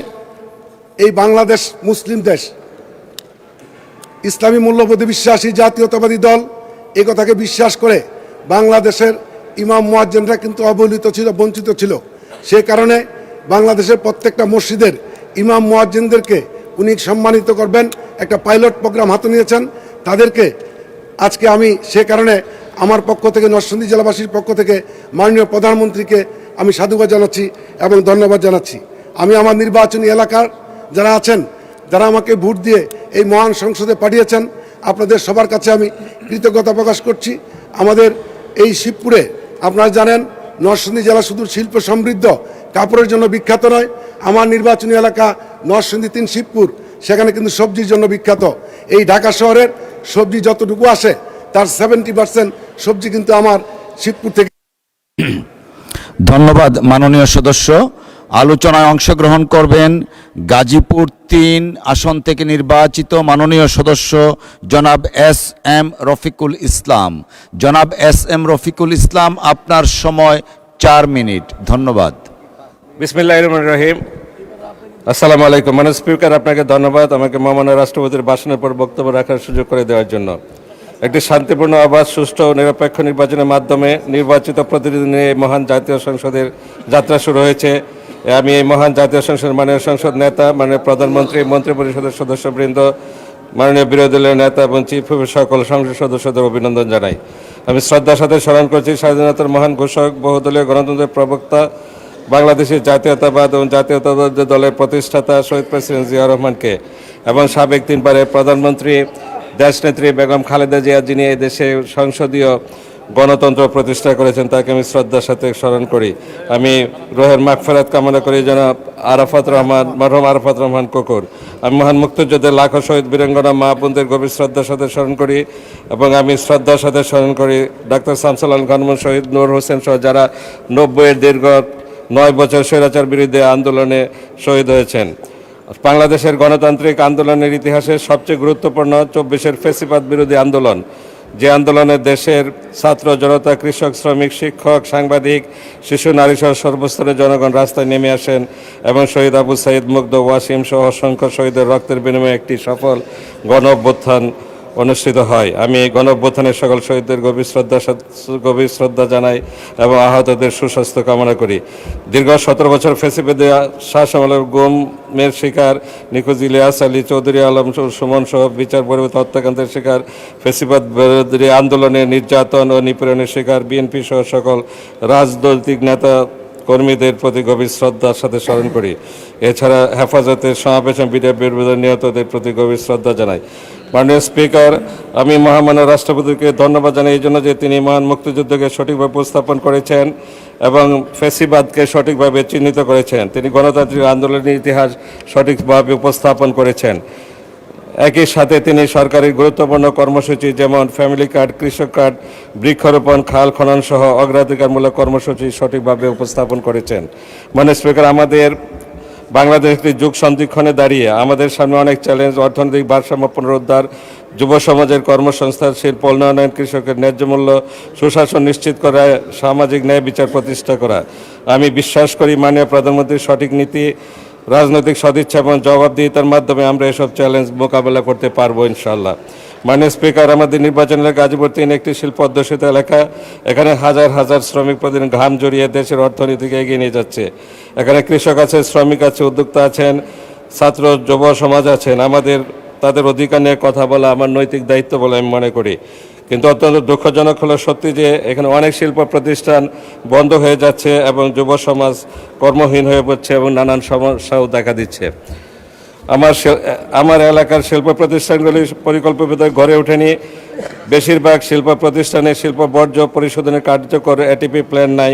ফলে শিল্প বর্জ্যের কারণে পরিবেশ দূষিত হচ্ছে, কৃষি জমি ধ্বংস হচ্ছে, মানুষ ক্যান্সার সহ নানান রোগে আক্রান্ত হচ্ছে, গাছপালা মরে যাচ্ছে, মাটির বিভিন্ন স্তরে দূষিত বর্জ্য ঢুকে যাচ্ছে, ভূগর্ভস্থ পানির সাথে আমরা সেগুলি পান করছি। এই অপরিশোধিত বর্জ্য অবস্থান হাত থেকে আমরা রক্ষা পেতে চাই। মাননীয় স্পিকার, আমাদের এলাকার রাস্তাঘাট শিল্প প্রতিষ্ঠানে বড় বড় যান চলাচলের উপযোগী হিসেবে গড়ে তোলা হয় নাই। ফলে সকল রাস্তাঘাট ভাঙাচোর এবং চলাচলের অনুপযোগী। বর্তমানে রাস্তাঘাট মেরামত এবং নতুন করে নির্মাণের সময় অবশ্যই যেন আরসিসি ঢালাই করে রাস্তা করা হয়, সেই জন্য আমি মাননীয় যোগাযোগ মন্ত্রীর প্রতি অনুরোধ জানাচ্ছি। আমার নির্বাচন এলাকায় ভালো কোনো শিক্ষা প্রতিষ্ঠান নাই। সারা দেশের মানুষ বসবাসকারী। ধন্যবাদ মাননীয় সদস্য। 1 মিনিট দেওয়া হলো। ধন্যবাদ। নাই, সারা দেশ মানুষ বসবাসকারী আমাদের নির্বাচন এলাকায় টেকনিক্যাল কলেজ, ভোকেশনাল ইনস্টিটিউট এবং একটি পাবলিক বিশ্ববিদ্যালয় স্থাপনের অনুরোধ জানাচ্ছি। দীর্ঘদিন যাবৎ পরিচালিত অনেক শিক্ষা প্রতিষ্ঠান এখনও এমপিওভুক্ত হয়নি। আমি নন এমপিও শিক্ষা প্রতিষ্ঠানকে এমপিও করার জন্য অনুরোধ জানাচ্ছি। যুব সমাজের খেলাধুলার জন্য একটি স্টেডিয়াম নির্মাণের জন্য অনুরোধ জানাচ্ছি। গাজীপুর 3-এ 30 লক্ষ মানুষের বসবাস এবং সদর উপজেলায় 18 লক্ষ মানুষের বসবাস। এই বিশাল জনগোষ্ঠীর জন্য 50 শয্যার একটি মাত্র হসপিটাল এবং গাজীপুর সদরে কোনো হাসপাতাল নেই। আমি অনুরোধ করব গাজীপুর এই 30 লক্ষ জনগোষ্ঠীর জন্য যেন 250 শয্যার একটি হাসপাতাল করা হয়। মাননীয় স্পিকার, গাজীপুরকে আমরা মিনি বাংলাদেশ বলে থাকি। এখানে সকল দেশের মানুষ বসবাস করে। আমি এখানে মাদক একটি নিয়মিত সমস্যা হয়ে দাঁড়িয়েছে। আমি মাদক নির্মূলে বিশেষ অভিযান পরিচালনা করার জন্য মাননীয় স্বরাষ্ট্রমন্ত্রীকে অনুরোধ জানাচ্ছি। আমি গাজীপুর এলাকার জনগণের সবচেয়ে বড় সমস্যা গ্যাজেটভুক্ত ভূমি। ধন্যবাদ মাননীয় সদস্য। আলোচনায় অংশগ্রহণ করবেন শেরপুর 2 আসন থেকে নির্বাচিত মাননীয় সদস্য মোহাম্মদ ফাহিম চৌধুরী। জনাব মোহাম্মদ ফাহিম চৌধুরী, আপনার সময় 4 মিনিট। ধন্যবাদ। ধন্যবাদ মাননীয় স্পিকার। আসসালামু আলাইকুম। বক্তব্যের শুরুতেই আমি কৃতজ্ঞতা প্রকাশ করছি নকলা এবং নালিতাবাড়ির এলাকাবাসীর প্রতি, যারা আমাকে ভোট দিয়ে আজকে এই সংসদে এসে কথা বলার জন্য সুযোগ করে দিয়েছেন। শ্রদ্ধাভরে স্মরণ করছি মহান স্বাধীনতার ঘোষক মহান রাষ্ট্রপতি মেজর জেনারেল জিয়াউর রহমান সাহেবকে, যার মাধ্যমে বিএনপি প্রতিষ্ঠিত হয়েছিল। আমি আরও শ্রদ্ধাভরে স্মরণ করছি দেশনেত্রী বেগম খালেদা জিয়া। আমি কৃতজ্ঞতা প্রকাশ করছি আজকের এই সংসদের নেতা মাননীয় প্রধানমন্ত্রী জনাব তারেক রহমান সাহেবের প্রতি, যিনি মনোনয়ন দেওয়ার মাধ্যমে আমাকে নির্বাচনে অংশগ্রহণ করার সুযোগ করে দিয়েছেন। আমি পরম শ্রদ্ধা ভরে আরও স্মরণ করতে চাই আমার পিতা জনাব মরহুম আলাদ জাহেদ আলী চৌধুরী সাহেবকে, আল্লাহ তাকে বেহেশত নসিব করুক, যার অক্লান্ত পরিশ্রমের ফসল আজকে আমি এখানে উপভোগ করছি। প্রথমবার জাতীয় নির্বাচনে অংশগ্রহণ করে প্রথমবারই নির্বাচিত হয়ে তার অক্লান্ত পরিশ্রমের পারিশ্রমিক আমি ভোগ করছি। উনি অক্লান্ত পরিশ্রমের মাধ্যমে, বিপুল অর্থ ব্যয়ের মাধ্যমে, সম্পদ ব্যয়ের মাধ্যমে দীর্ঘ প্রায় 40 বছর বাংলাদেশ জাতীয়তাবাদী দলের জন্য কাজ করে গিয়েছিলেন এবং একজন একজন করে বিএনপি উনি তৈরি করেছিলেন নকলা এবং নালিতাবাড়িতে, যা পূর্বে পরিচিত ছিল আওয়ামী লীগের ঘাঁটি হিসেবে। মাননীয় স্পিকার, আমি ধন্যবাদ জানাতে চাই মহামান্য রাষ্ট্রপতির ভাষণ সম্পর্কে আনীত ধন্যবাদ প্রস্তাবের মাধ্যমে। ওনাকে ধন্যবাদ এজন্য জানাতে চাই, মনে কষ্ট থাকলেও দুঃখ থাকলেও অনেক দিন সংসার করার পরেও উনি যে স্বৈরাচারকে স্বৈরাচার বলেছেন এবং উনি স্বৈরাচার শাসককে যে ফ্যাসিস্ট বলেছেন এবং উনি মহামান্য রাষ্ট্রপতি মেজর জেনারেল জিয়াউর রহমান সাহেবকে স্বাধীনতার ঘোষক হিসাবে গ্রহণ করে নিয়েছেন, এই জন্যে আমি তাকে ধন্যবাদ জানাতে চাই। যদিও আমার সৌভাগ্য হয়নি বা অলসতার কারণে আমি তার ভাষণটা সম্পূর্ণ পড়ি নাই, কিন্তু পড়া উচিত। আমি আজকে জানতাম না যে হঠাৎ করে এভাবে নাম চলে আসবে, কাজেই প্রিপারেশন ছাড়াই কথা বলছি, ভুল ত্রুটি হলে ক্ষমার চোখে দেখবেন। মাননীয় স্পিকার, আমি আমার এলাকার নকলা এবং নালিতাবাড়ি উপজেলার কিছু সমস্যার কথা তুলে ধরতে চাই। মাননীয় স্পিকার, একটু সময় দেওয়া যাবে? এক্সট্রা চলে গেল তো? 1 মিনিট সবার জন্য, যে আপনার জন্য তা 1 মিনিট দেওয়া হলো। ধন্যবাদ, ক্যারি অন। ঠিক আছে, 2 মিনিট দেন না স্পিকার। চাইতে চাইতে 30 সেকেন্ড চলে গেল তো। আমি তো লিস্ট করতেছিলাম, লিস্টে শেষ হয় না। এলাকায় এত সমস্যা। জি ধন্যবাদ মাননীয় স্পিকার। আমাদের নকলা এবং নালিতাবাড়িতে 2টি উপজেলা ও 2টি পৌরসভা নিয়ে গঠিত এবং 21টি ইউনিয়ন নিয়ে গঠিত।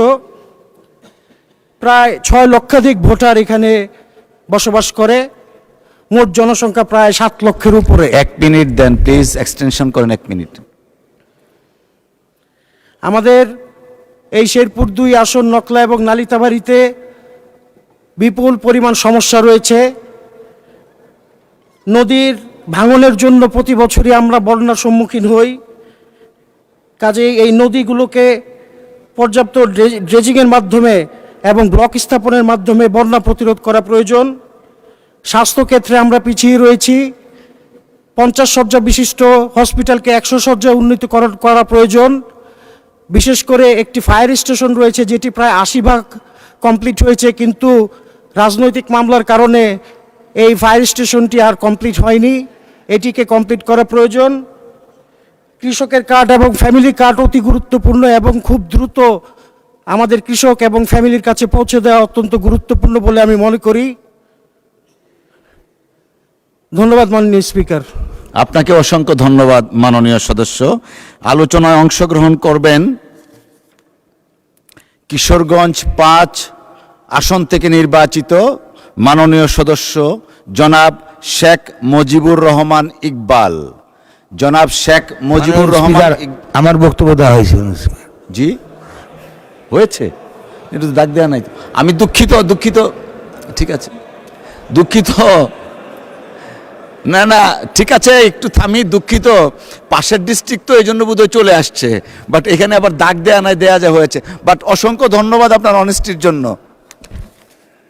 এটা তো দেওয়া হয়েছে না, এটা যে দেওয়া হয়েছে দাগ তো দেওয়া নাই। আলোচনা অংশগ্রহণ করবেন মাননীয় সদস্য, সুনামগঞ্জ 3 আসন থেকে নির্বাচিত জনাব মোহাম্মদ কয়সর আহমেদ। জনাব মোহাম্মদ কয়সর আহমেদ, আপনার সময় 4 মিনিট। ধন্যবাদ। বিসমিল্লাহির রহমানির রহিম। মাননীয় স্পিকার, আপনাকে ধন্যবাদ। আমি প্রথমেই আল্লাহ রাব্বুল আলামিনের কাছে শুকরিয়া আদায় করতেছি, এই মহান জাতীয় সংসদে একজন সদস্য হিসাবে কথা বলার তৌফিক দান করেছেন। আমি গভীরভাবে কৃতজ্ঞতা প্রকাশ করছি বাংলাদেশ জাতীয়তাবাদী দলের সভাপতি মাননীয় প্রধানমন্ত্রী দেশনায়ক তারেক রহমানের প্রতি কৃতজ্ঞতা জানাচ্ছি।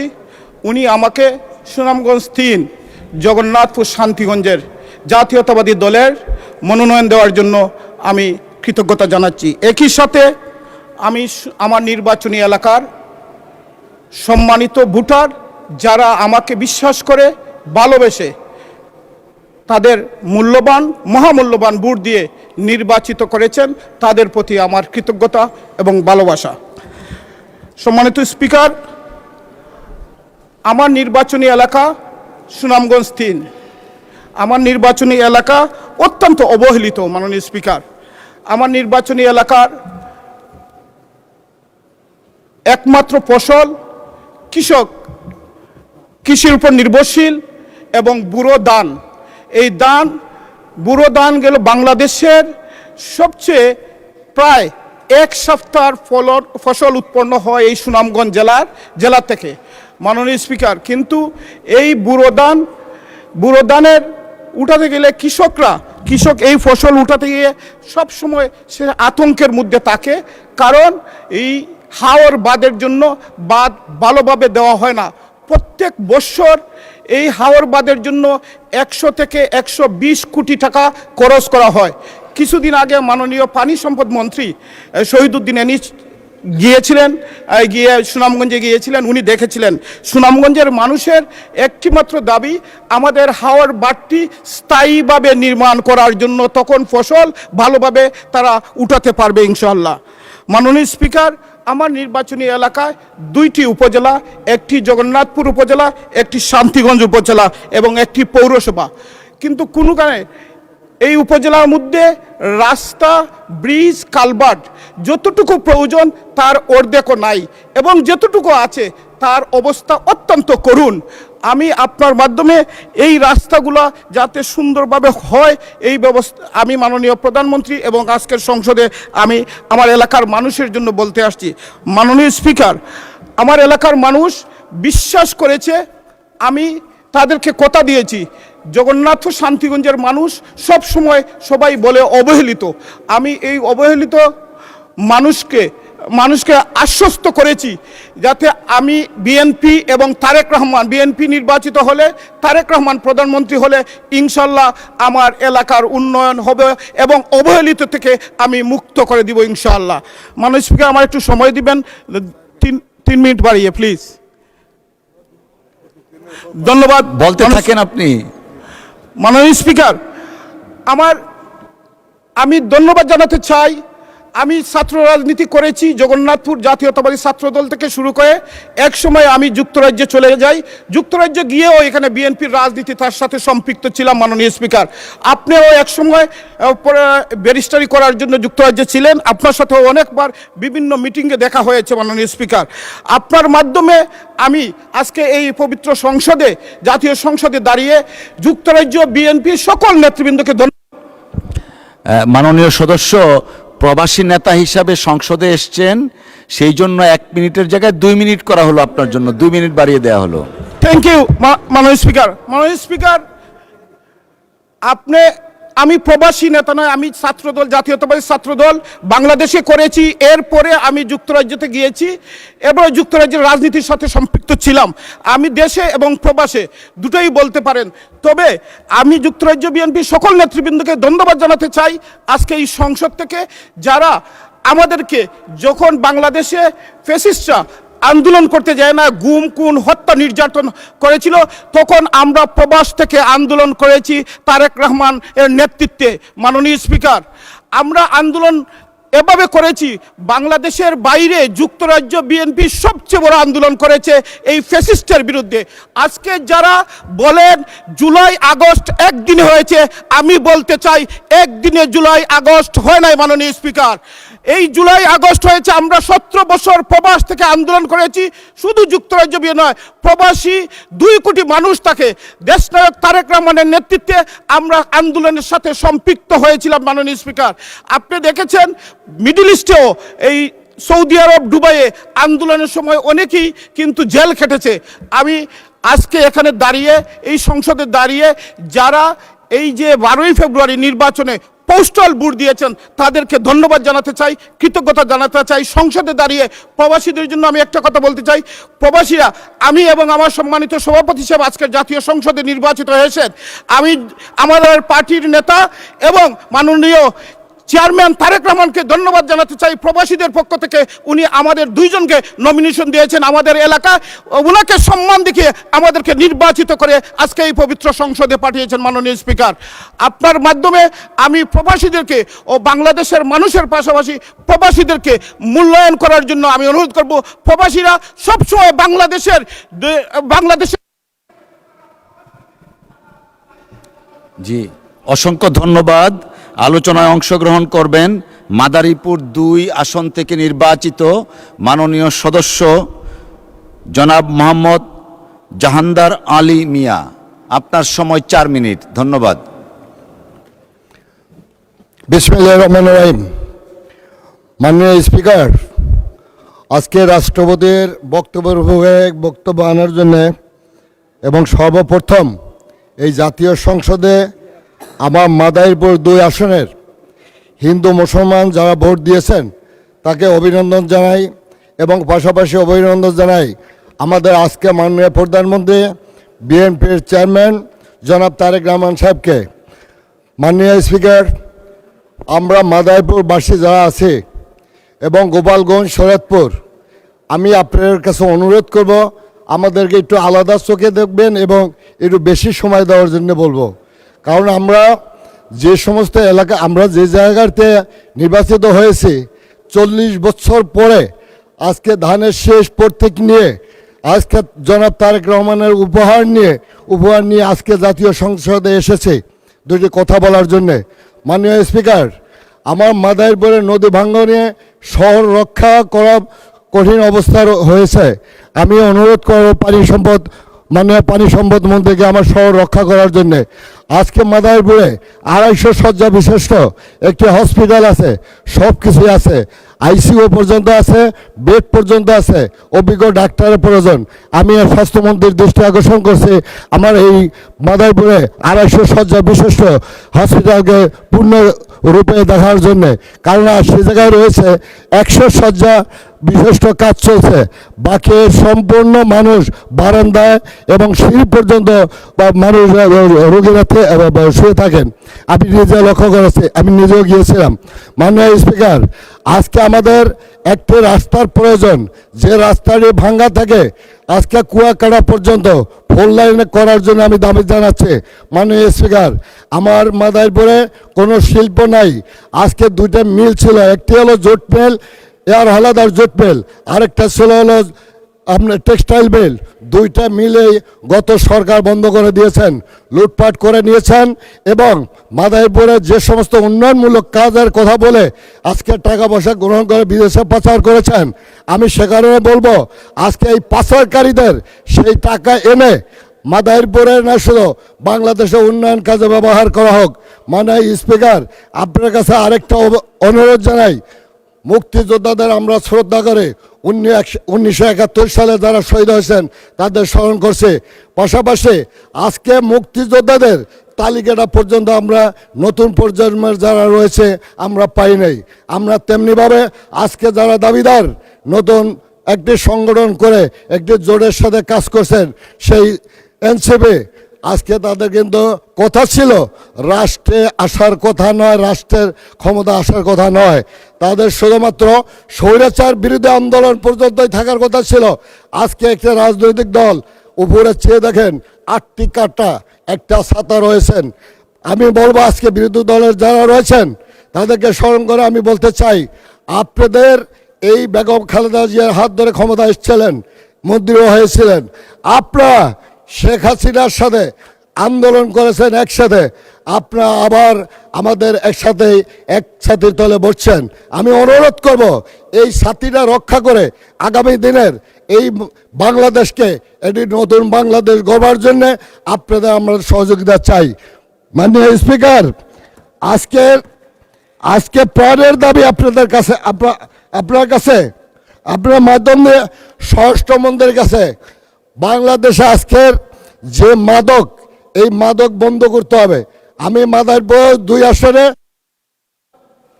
জি 1 মিনিট সময় বাড়ানো হলো। না 2 মিনিট দেন, 2 মিনিট দেন। আমরা মাদারীপুরের 40 বছর পরে পাইছি মাননীয় স্পিকার।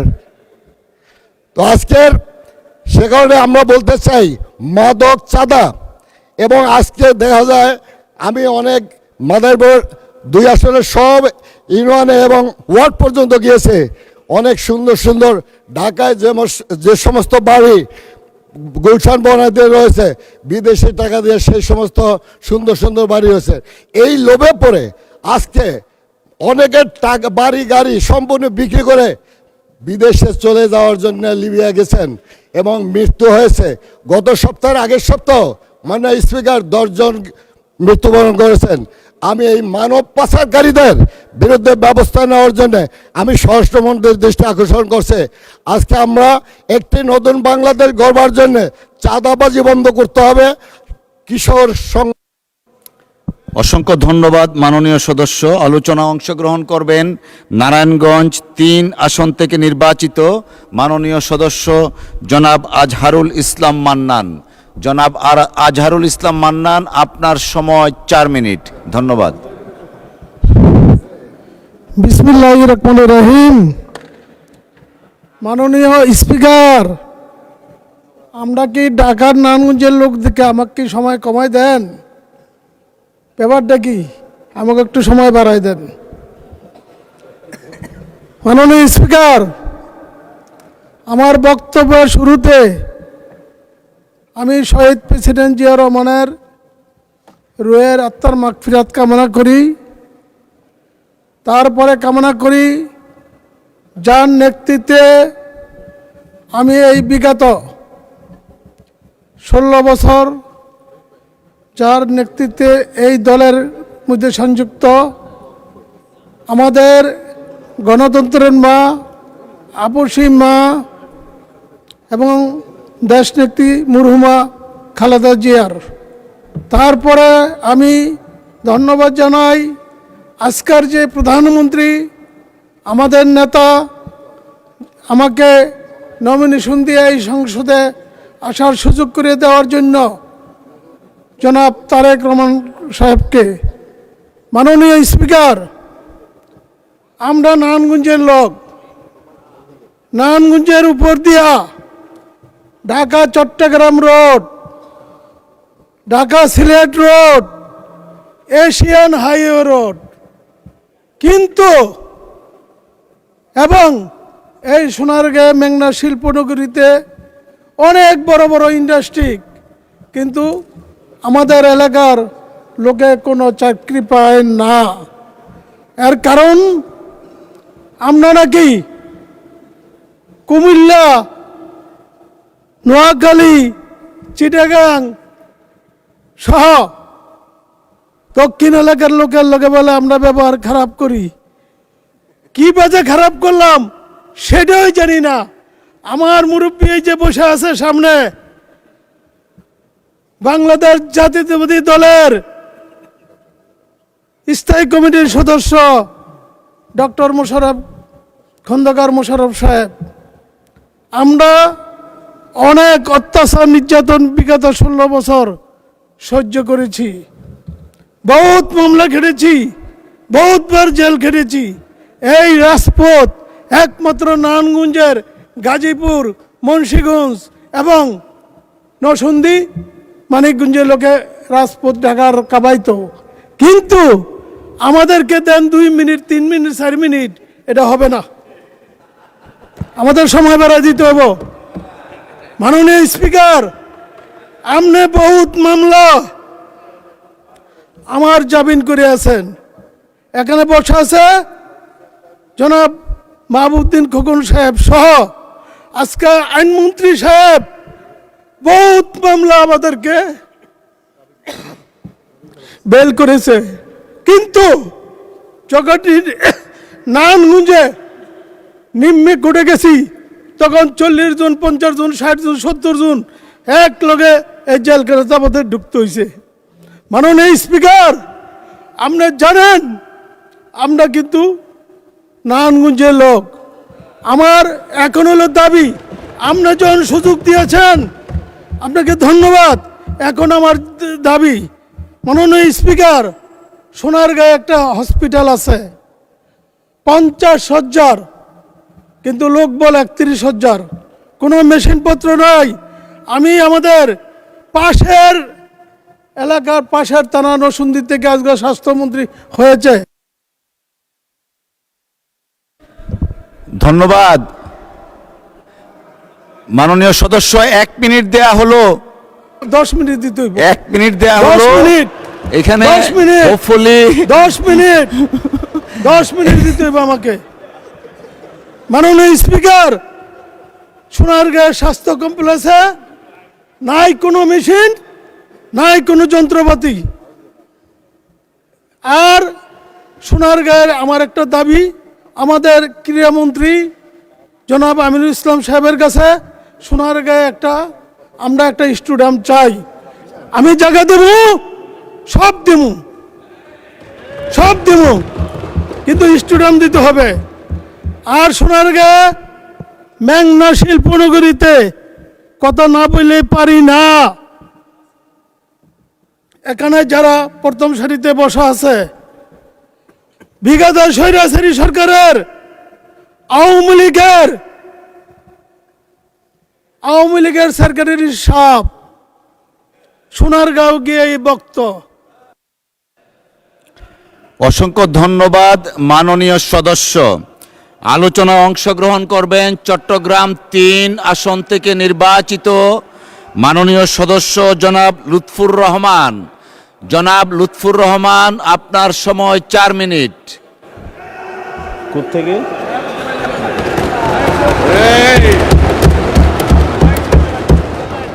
মাননীয় স্পিকার, আপনাকে ধন্যবাদ। এখন 4 মিনিটে কি বলবো আমি তো নিজেই বুঝতেছি না।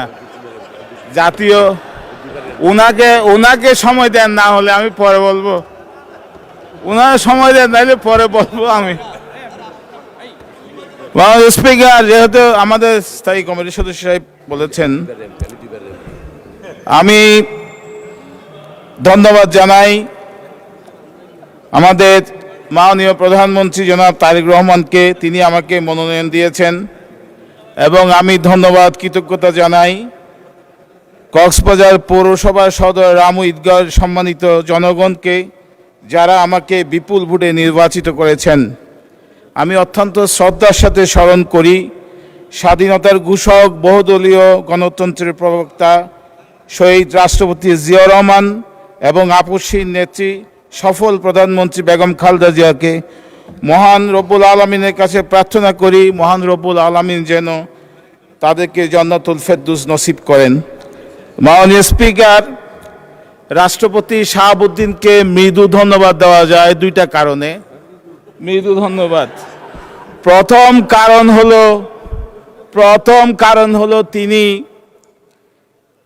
একটা সত্য ভাষণ দিয়েছেন, সেখানে আমাদের সকলেরই প্রশংসা করেছেন।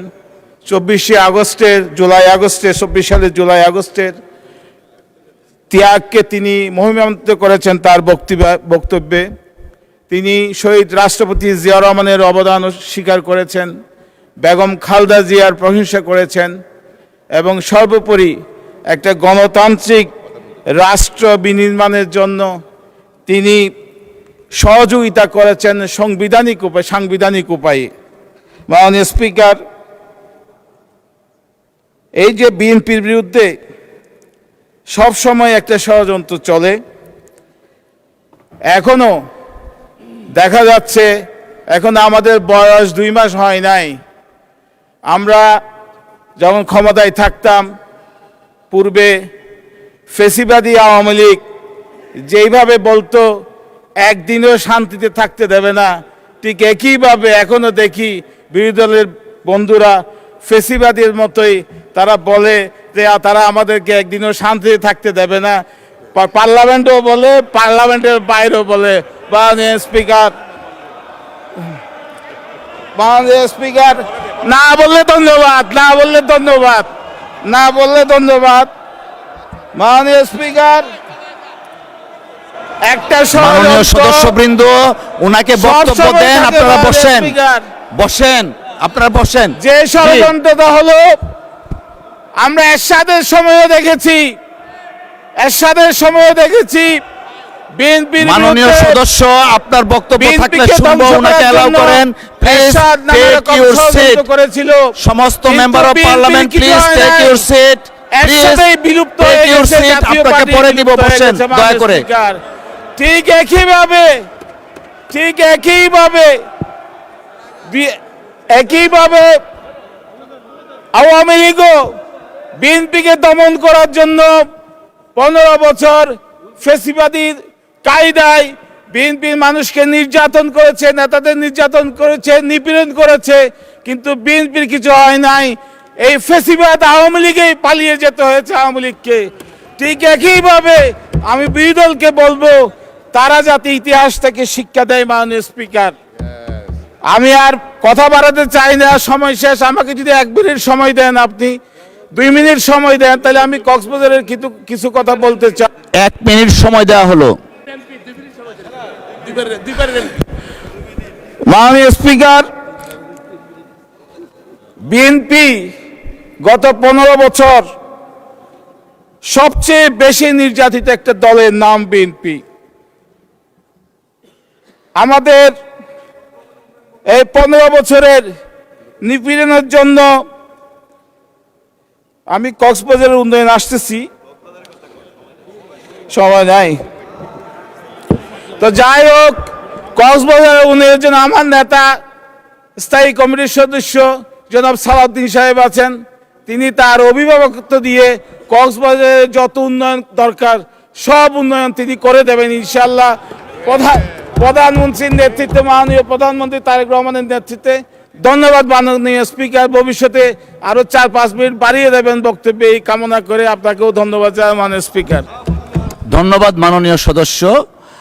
মাননীয় সদস্যের যে বক্তব্য ছিল 1 মিনিট শান্তিতে দিব না, একটা রেফারেন্স দিয়ে এই স্টেটমেন্টটা এক্সপান্স করা হলো। ধন্যবাদ। আলোচনায় অংশগ্রহণ করবেন 300 বান্দরবন আসন থেকে নির্বাচিত মাননীয় সদস্য জনাব সাচিং প্রো। আপনার সময় 4 মিনিট। ধন্যবাদ।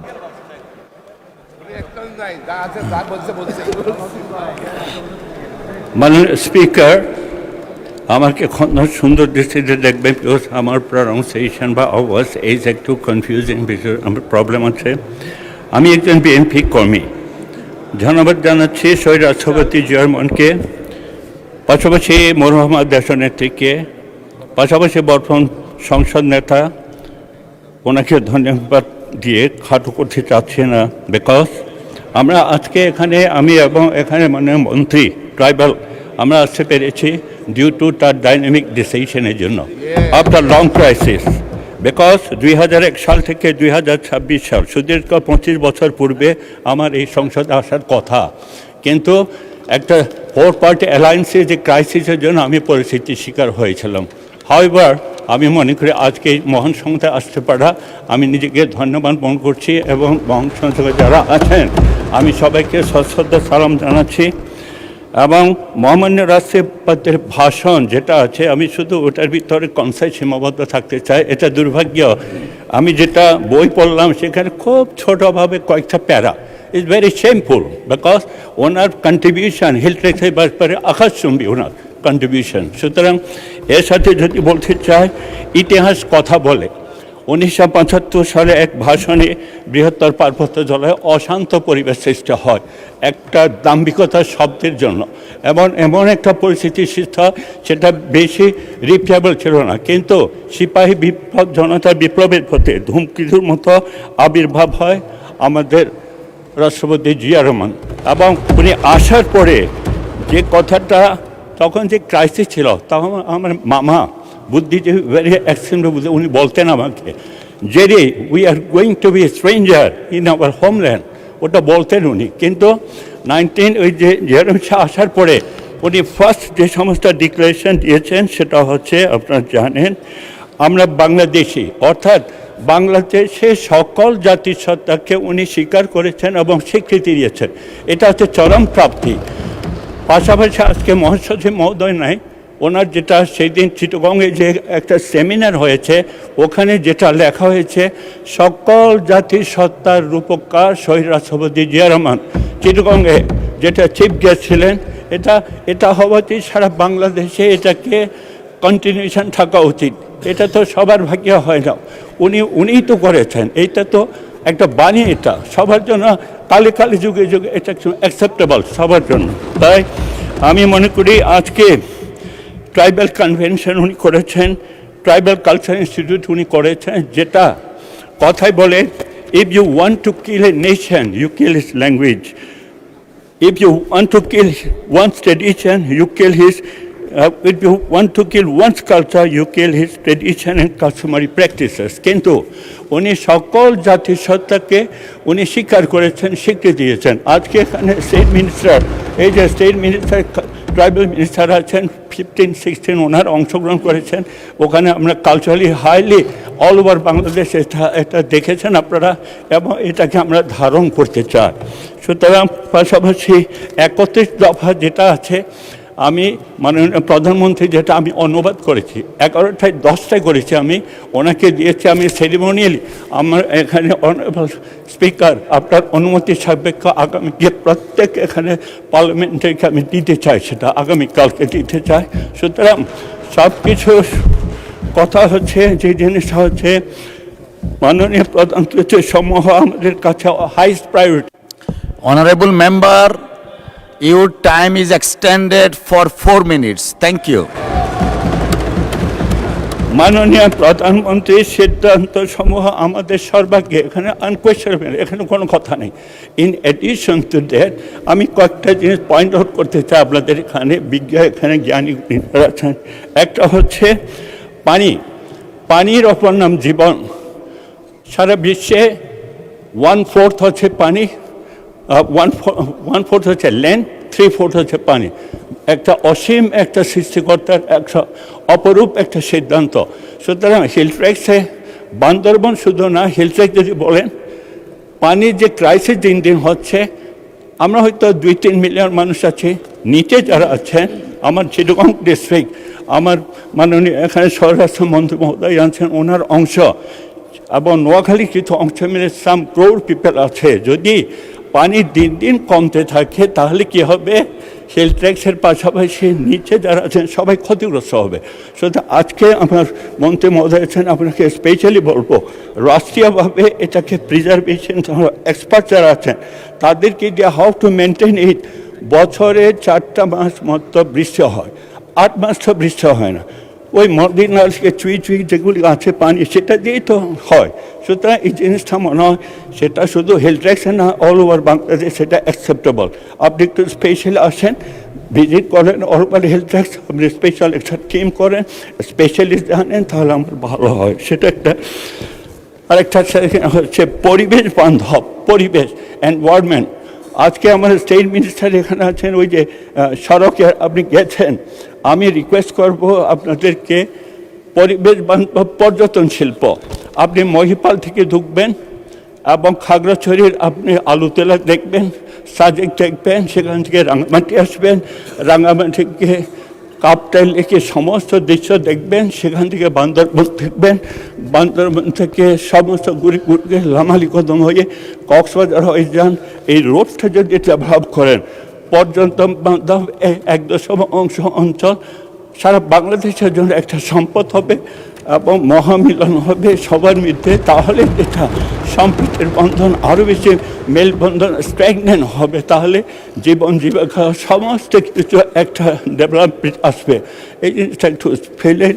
আরেকটা হচ্ছে ফলজ সম্পদ যেটা আছে, আপনি যদি পাইনাপেলের কথা বলেন, এটার মতো একটা সুইট এবং জুইজি, এবং এটা শুধু হিলফ্যাক্টরটা ইন কম্পারিজন আদার ডিস্ট্রিক্ট অনেক বেশি বেটার।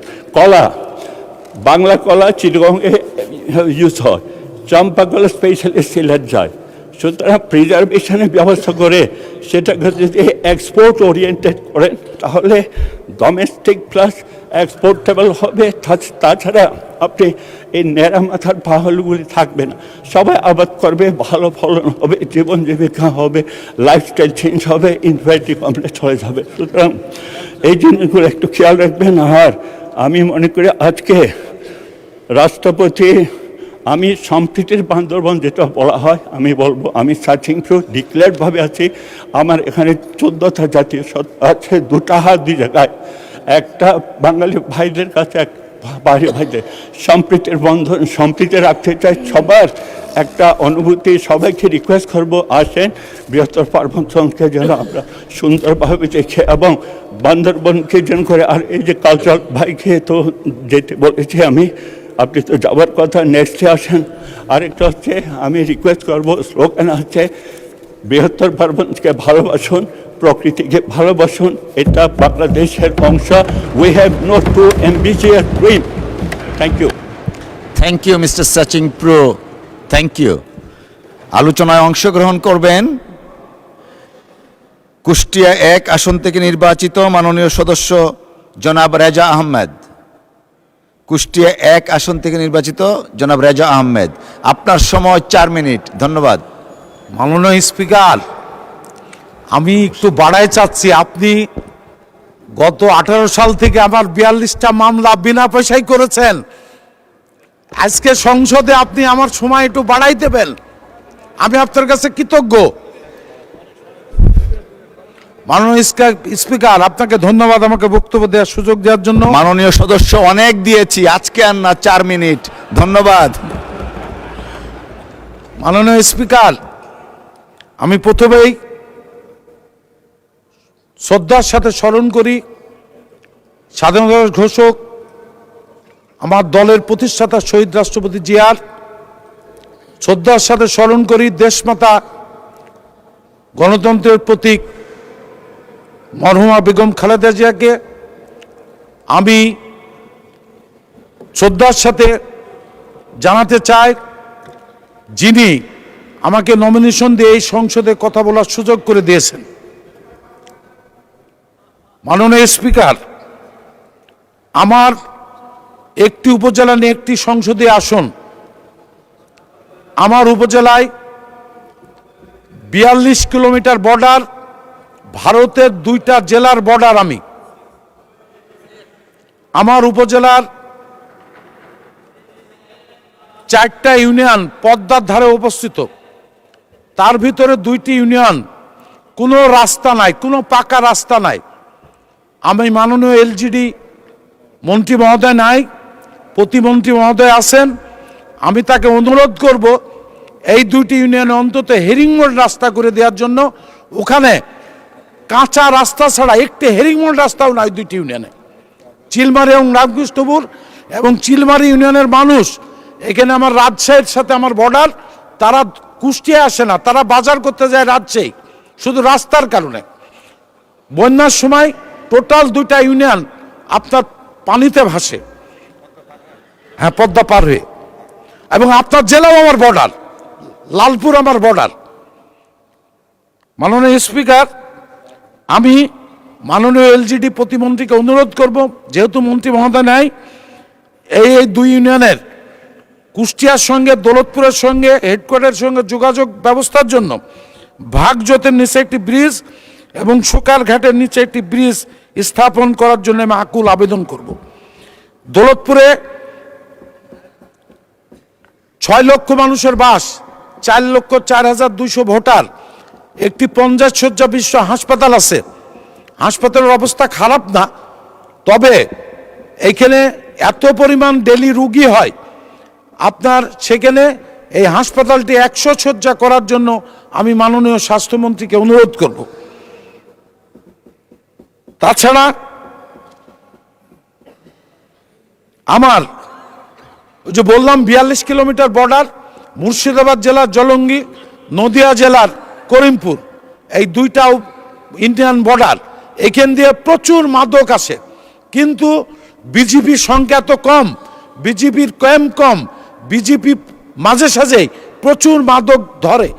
আমি মাননীয় স্বরাষ্ট্রমন্ত্রীকে অনুরোধ করব এখানে বিজেপি ক্যাম্প বাড়িয়ে দেওয়ার জন্য এবং বিজেপির সংখ্যা বাড়িয়ে দেওয়ার জন্য। কারণ সত্যি কথা যেটা, 8 কিলোর ভিতরে নাকি পুলিশ কাজ করতে পারে না, এটা পুলিশ বলে, তবে পুলিশ ইচ্ছা করলে সব পারে। আমার দৃঢ় বিশ্বাস, পুলিশ যদি মনে করে আইন শৃঙ্খলা এবং এই মাদক ব্যবসা বন্ধ করতে, পুলিশ পারে।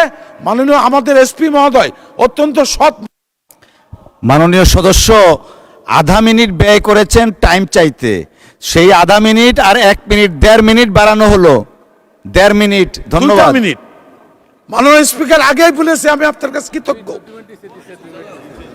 আমি মাননীয় স্বরাষ্ট্রমন্ত্রীকে অনুরোধ করব, আমার উপজেলায় যারা সাব ইন্সপেক্টর আছে সব ছাত্রলীগের ছেলে, তাদের সমস্ত ছাত্রলীগের ছেলে, তারা ওই এখনো আওয়ামী লীগের দোসরদের সাথে তাদের গোপন আতাত, এবং যারা মাদক ব্যবসা করে তারা অধিকাংশই আওয়ামী লীগের ওই দোসররাই এখনো মাদক ব্যবসার সাথে জড়িত।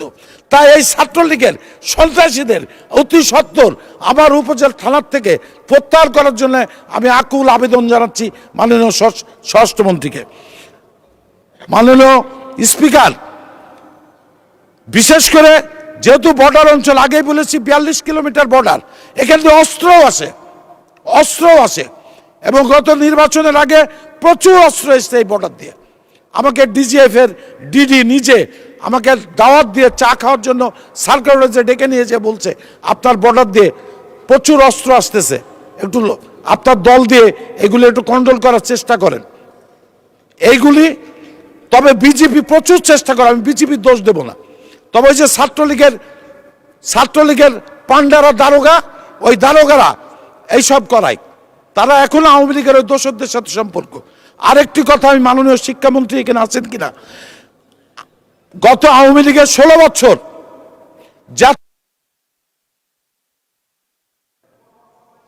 জি, নেক্সট সেশন ইনশাল্লাহ। Thank you so much.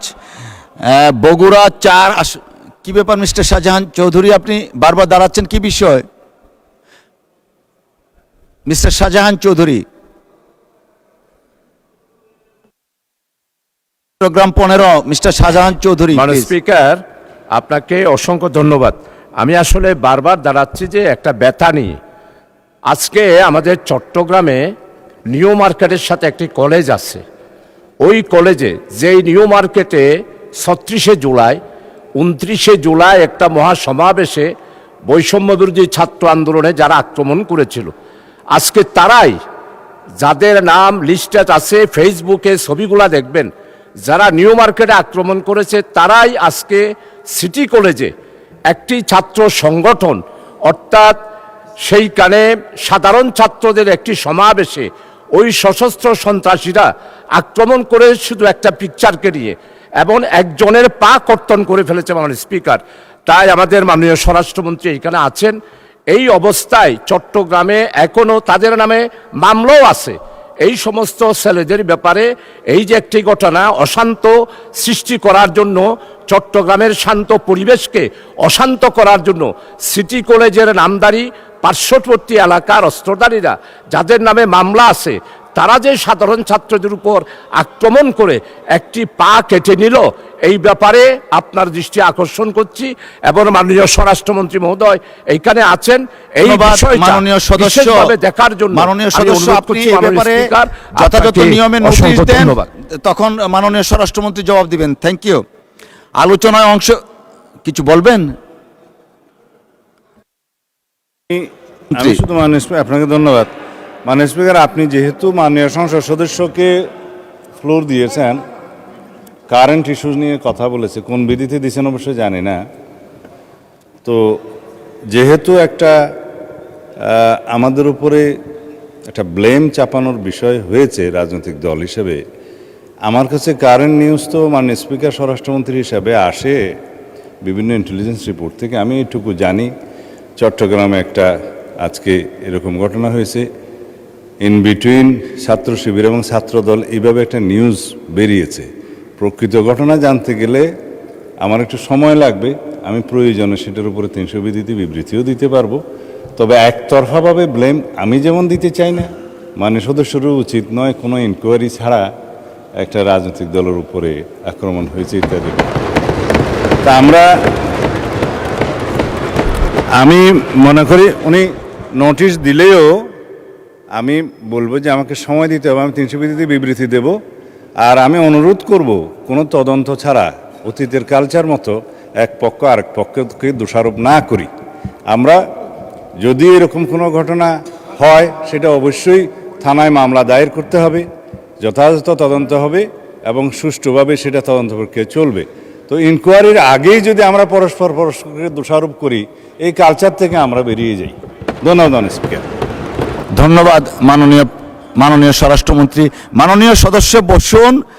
আমাদের চট্টগ্রামের মাননীয় সদস্য বারবার দাঁড়াচ্ছিলেন, আমি জানতাম না কি বিষয়ে, জানার পরে যখন দেখলাম ইসে সাম্প্রতিক একটা ঘটনা, of course there are some rules and regulation to conduct this house and session, we should follow that. Thank you.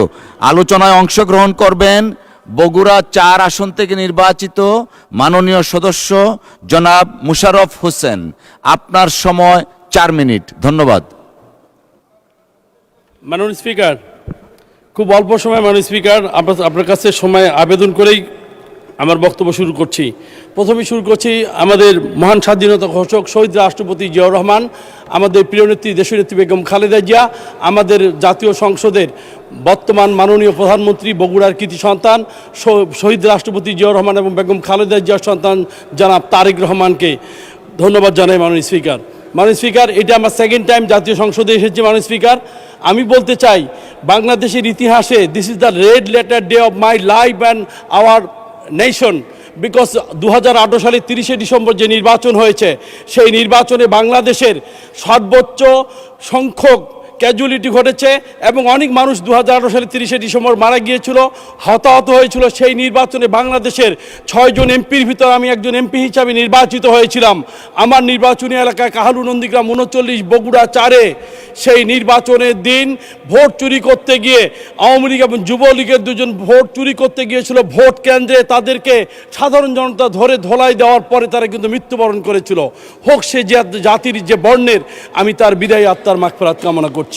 তবে আমি এইটুকু বলতে চাই মাননীয় স্পিকার, এইরকম নির্বাচন বাংলাদেশের ইতিহাসে হয়তো আর কোনোদিন হবে না। বিএনপির মতো জনপ্রিয় দল আর কোনোদিনই 6 আসন নিয়ে এই জাতীয় সংসদে আসবে না মাননীয় স্পিকার।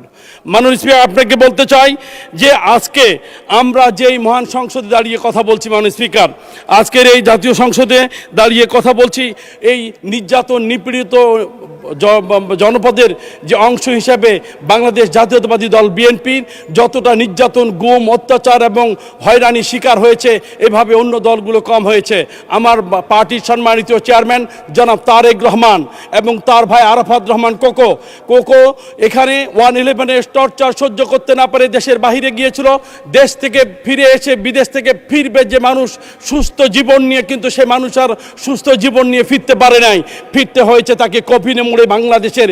সেদিন তার কফিনের পাশে দাঁড়িয়ে ক্রন্দনরতভাবে বেগম খালেদা জিয়া আমাদের নেত্রী বলে বলেছিল যারা আমার সন্তান এবং এই জাতির সঙ্গে অন্যায় করেছে তাদের বিচার বাংলাদেশের মাটিতে নয়, সারা পৃথিবীতে মানুষ দেখবে, আল্লাহ তার বিচার করবে। মাননীয় স্পিকার, আমরা সেদিন দেখেছিলাম মাননীয় স্পিকার কত কষ্ট, কত বঞ্চনা নিয়ে বেগম খালেদা জিয়া জীবনে আনকম্প্রোমাইজ লিডারশিপ হিসাবে তিনি বাংলাদেশের জাতীয়তাবাদী আদর্শ ধারক বাহক হিসেবে শহীদ প্রেসিডেন্ট জিয়াউর রহমানের পরে তিনি সর্বোচ্চ চেষ্টা করেছেন এই জাতীয়তাবাদী দলকে সুসংগঠিত করে।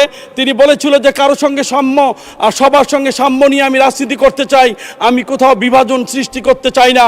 আমার বক্তব্য হচ্ছে বাংলাদেশের গণতন্ত্রের পুনঃপ্রতিষ্ঠিত হোক, বেগম খালেদা জিয়া সেখান থেকে আবার ফিরবে গণতন্ত্রের মাঠে, কিন্তু তাকে ফিরিয়ে দেওয়া হয়নি। আবার সেই বেগম খালেদা জিয়া মৃত্যুবরণ করে প্রমাণ করলেন তিনি আনকম্প্রোমাইজ লিডারশিপ হিসাবে এই বাংলাদেশে তার শেষ নিঃশ্বাস ত্যাগ করেছে। গণতন্ত্রের জন্য তিনি সর্বোচ্চ ত্যাগ দিয়ে গিয়েছেন, যেই গণতন্ত্র আমরা ভোগ করছি। মাননীয় স্পিকার, আপনি দেখেছেন এই যে 5ই আগস্টের যে যুদ্ধ হয়েছে বাংলাদেশের ছাত্রদল, যুব ছাত্রদল থেকে শুরু করে ছাত্র নেতারা থেকে শুরু করে সকল রাজনৈতিক দল যখন মাঠে ছিল, তখন আমরা দেখেছি যে প্রত্যেক দলেরই মানুষ মারা গিয়েছে, কিন্তু সবচাইতে ইনজুর এবং ক্ষতিগ্রস্ত হয়েছে বাংলাদেশ জাতীয়তাবাদী দল বিএনপির নেতাকর্মীরা। তারা সবচেয়ে জীবন দিয়ে মৃত্যুবরণ করে গিয়েছে। প্রায় সেখানে 487 জন মানুষ, 1000 জন মানুষের ভিতর 487 জন মানুষ হচ্ছে বিএনপির। মাননীয় স্পিকার, এই 36শে জুলাই কিন্তু একদিনও হয়নি। মাননীয় স্পিকার, 17 বছরের ফল এই জাতীয় সংসদে বিএনপি এবং অপোজিশন যারা আছে তারা সবাই মিলে কিন্তু যুদ্ধ করেছে। আমরা দেখেছি সেই যুদ্ধেই কিন্তু ক্ষতিগ্রস্ত সবচাইতে বেশি আমাদের নেতা জনাব তারেক রহমান। মাননীয় স্পিকার, যে আপনি আধা মিনিট নিয়েছিলেন টাইম চাইতে, এই জন্য আধা মিনিট যোগ করে আরো 2.5 মিনিট দেয়া হলো। আমার এলাকার উন্নয়নের কথাই বলিনি, মাননীয় প্রধানমন্ত্রী কথাও বলিনি, বগুড়া গিয়েছে। মাননীয় স্পিকার, আপনি জানেন বগুড়া আমার নির্বাচনী এলাকা, 39 বগুড়া 4 আমার নির্বাচনী এলাকায়। সেখানে বগুড়ার যে মধ্য স্পট, বগুড়া উত্তরাঞ্চলে হাব হিসাবে খ্যাত, সেখানে যে আমাদের বিমানবন্দরটি হয়েছে দীর্ঘদিন আগে, অনেকে হয়তো মনে করে যে জনাব তারেক রহমান নির্বাচিত হয়েছে, বগুড়াবাসী সব মনে হয় বগুড়ায় চায়। নো মাননীয় স্পিকার, এইটা হচ্ছে বগুড়া উত্তরাঞ্চলে হাব। এখানে দীর্ঘদিন আগে থেকে বিমান ঘাঁটি ছিল। ওখান থেকে যদি বিমান ধরতে যাই তাহলে আমার সৈয়দপুরে 2 ঘন্টা জার্নি করে যেতে হয়। ওখান থেকে যদি বিমান ধরতে যাই তাহলে রাজশাহীতে যেতে হয় 2 ঘন্টা। মাননীয় স্পিকার, মাননীয় প্রধানমন্ত্রীকে আমি ধন্যবাদ জানাই, তিনি 20 তারিখে বগুড়ায় গিয়েছিলেন। বগুড়া 150 বছরের ইতিহাসে সর্ববৃহৎ পৌরসভা 21টি ওয়ার্ড নিয়ে গঠিত। গত 20 তারিখে তিনি সেটাকে সিটি কর্পোরেশন ঘোষণা করেছে। মাননীয় প্রধানমন্ত্রীকে ধন্যবাদ জানান। মাননীয় স্পিকার, মাননীয় স্পিকার, বগুড়া জেলা বিএনপির সেক্রেটারি, ভারপ্রাপ্ত সেক্রেটারি হিসেবে বলতে চাই, আমি আমার নেতা সবাইকে নিয়ে আমরা গতকালকে বগুড়ায় যখন তাকে নিয়ে ঘুরেছি, আমরাই পরিশ্রান্ত হয়ে গিয়েছি, আমরা লড়তে পারছি না। কিন্তু আমার নেতা যেভাবে জোরালোভাবে প্রায় 13টা প্রোগ্রাম করে তিনি মধ্যরাতে 2টায় তার গাড়ি বহরের সঙ্গে আমি ঢাকায় ফিরেছি। আমি বলতে চাই মাননীয় প্রধানমন্ত্রী জনাব তারেক রহমান যে স্পিডে ঘুরছে, সেই স্পিডের চলমান গতিকে আরও সাবলীল করার জন্য বাংলাদেশ জাতীয়তাবাদী দল বিএনপি যেটা করছে, আমরা সেটাকে বাস্তবায়ন করতে চাই। মাননীয় স্পিকার, আপনি জানেন যদি রেলে চড়ে বগুড়ায় যেতে হয় 7 ঘন্টা সময় লাগে ঈশ্বর দিয়ে ঘুরতে। আর আমি যখন এমপি ছিলাম 2018 সালের 30 ডিসেম্বরের নির্বাচনে, এই নির্বাচনে আমরা রেল লাইন পাস করেছিলাম, কিন্তু এই রেল লাইনটা বগুড়া পৌঁছাইতে আমরা দেখেছি যদি ডাইরেক্ট কোনো রেল লাইন যায় আমরা 3.5 ঘন্টায় কিন্তু বগুড়া পৌঁছে যাবো। মাননীয় স্পিকার, মাননীয় স্পিকার, এই যে 19 বছরে বগুড়াকে যে ট্যাগ লাগিয়ে সারা বাংলাদেশে কিন্তু ট্যাগ আপ হয়েছে, কিন্তু বগুড়া সবচাইতে বেশি ট্যাগ আপ হয়েছে। সে কোথায় কি করেছে, আমি এমন একজন আর্মি অফিসারের কথা শুনেছি যিনি বিগত সরকারের দায়িত্ব পেয়েছিল তাদের এসএসএফ বা সিএসএফ এর কারণে তাদের প্রধানমন্ত্রী প্রোটোকলে, কিন্তু দোষ ছিল তাকে শেষ প্রশ্নটা করা হয়েছিল আপনি বিয়ে কোথায় করেছেন, বাড়ি কুমিল্লা, বিয়ে করেছে বগুড়ায়, জন্য বগুড়ায় তার চাকরি। সেখান থেকে তার অ্যাপয়েন্টমেন্ট যেদিন দিবে অ্যাপয়েন্টমেন্ট লেটারের সময় ক্যান্সেল করে বলেছিল we are sorry, now we can go to the back to the pavilion. মাননীয় স্পিকার, বগুড়াকে সবচাইতে বেশি ট্যাগাইজ করা হয়েছে, কারণ একটাই, এই 17 বছরে যতগুলো মানুষ কলেজ এবং বিশ্ববিদ্যালয় থেকে বেরিয়েছে, একটা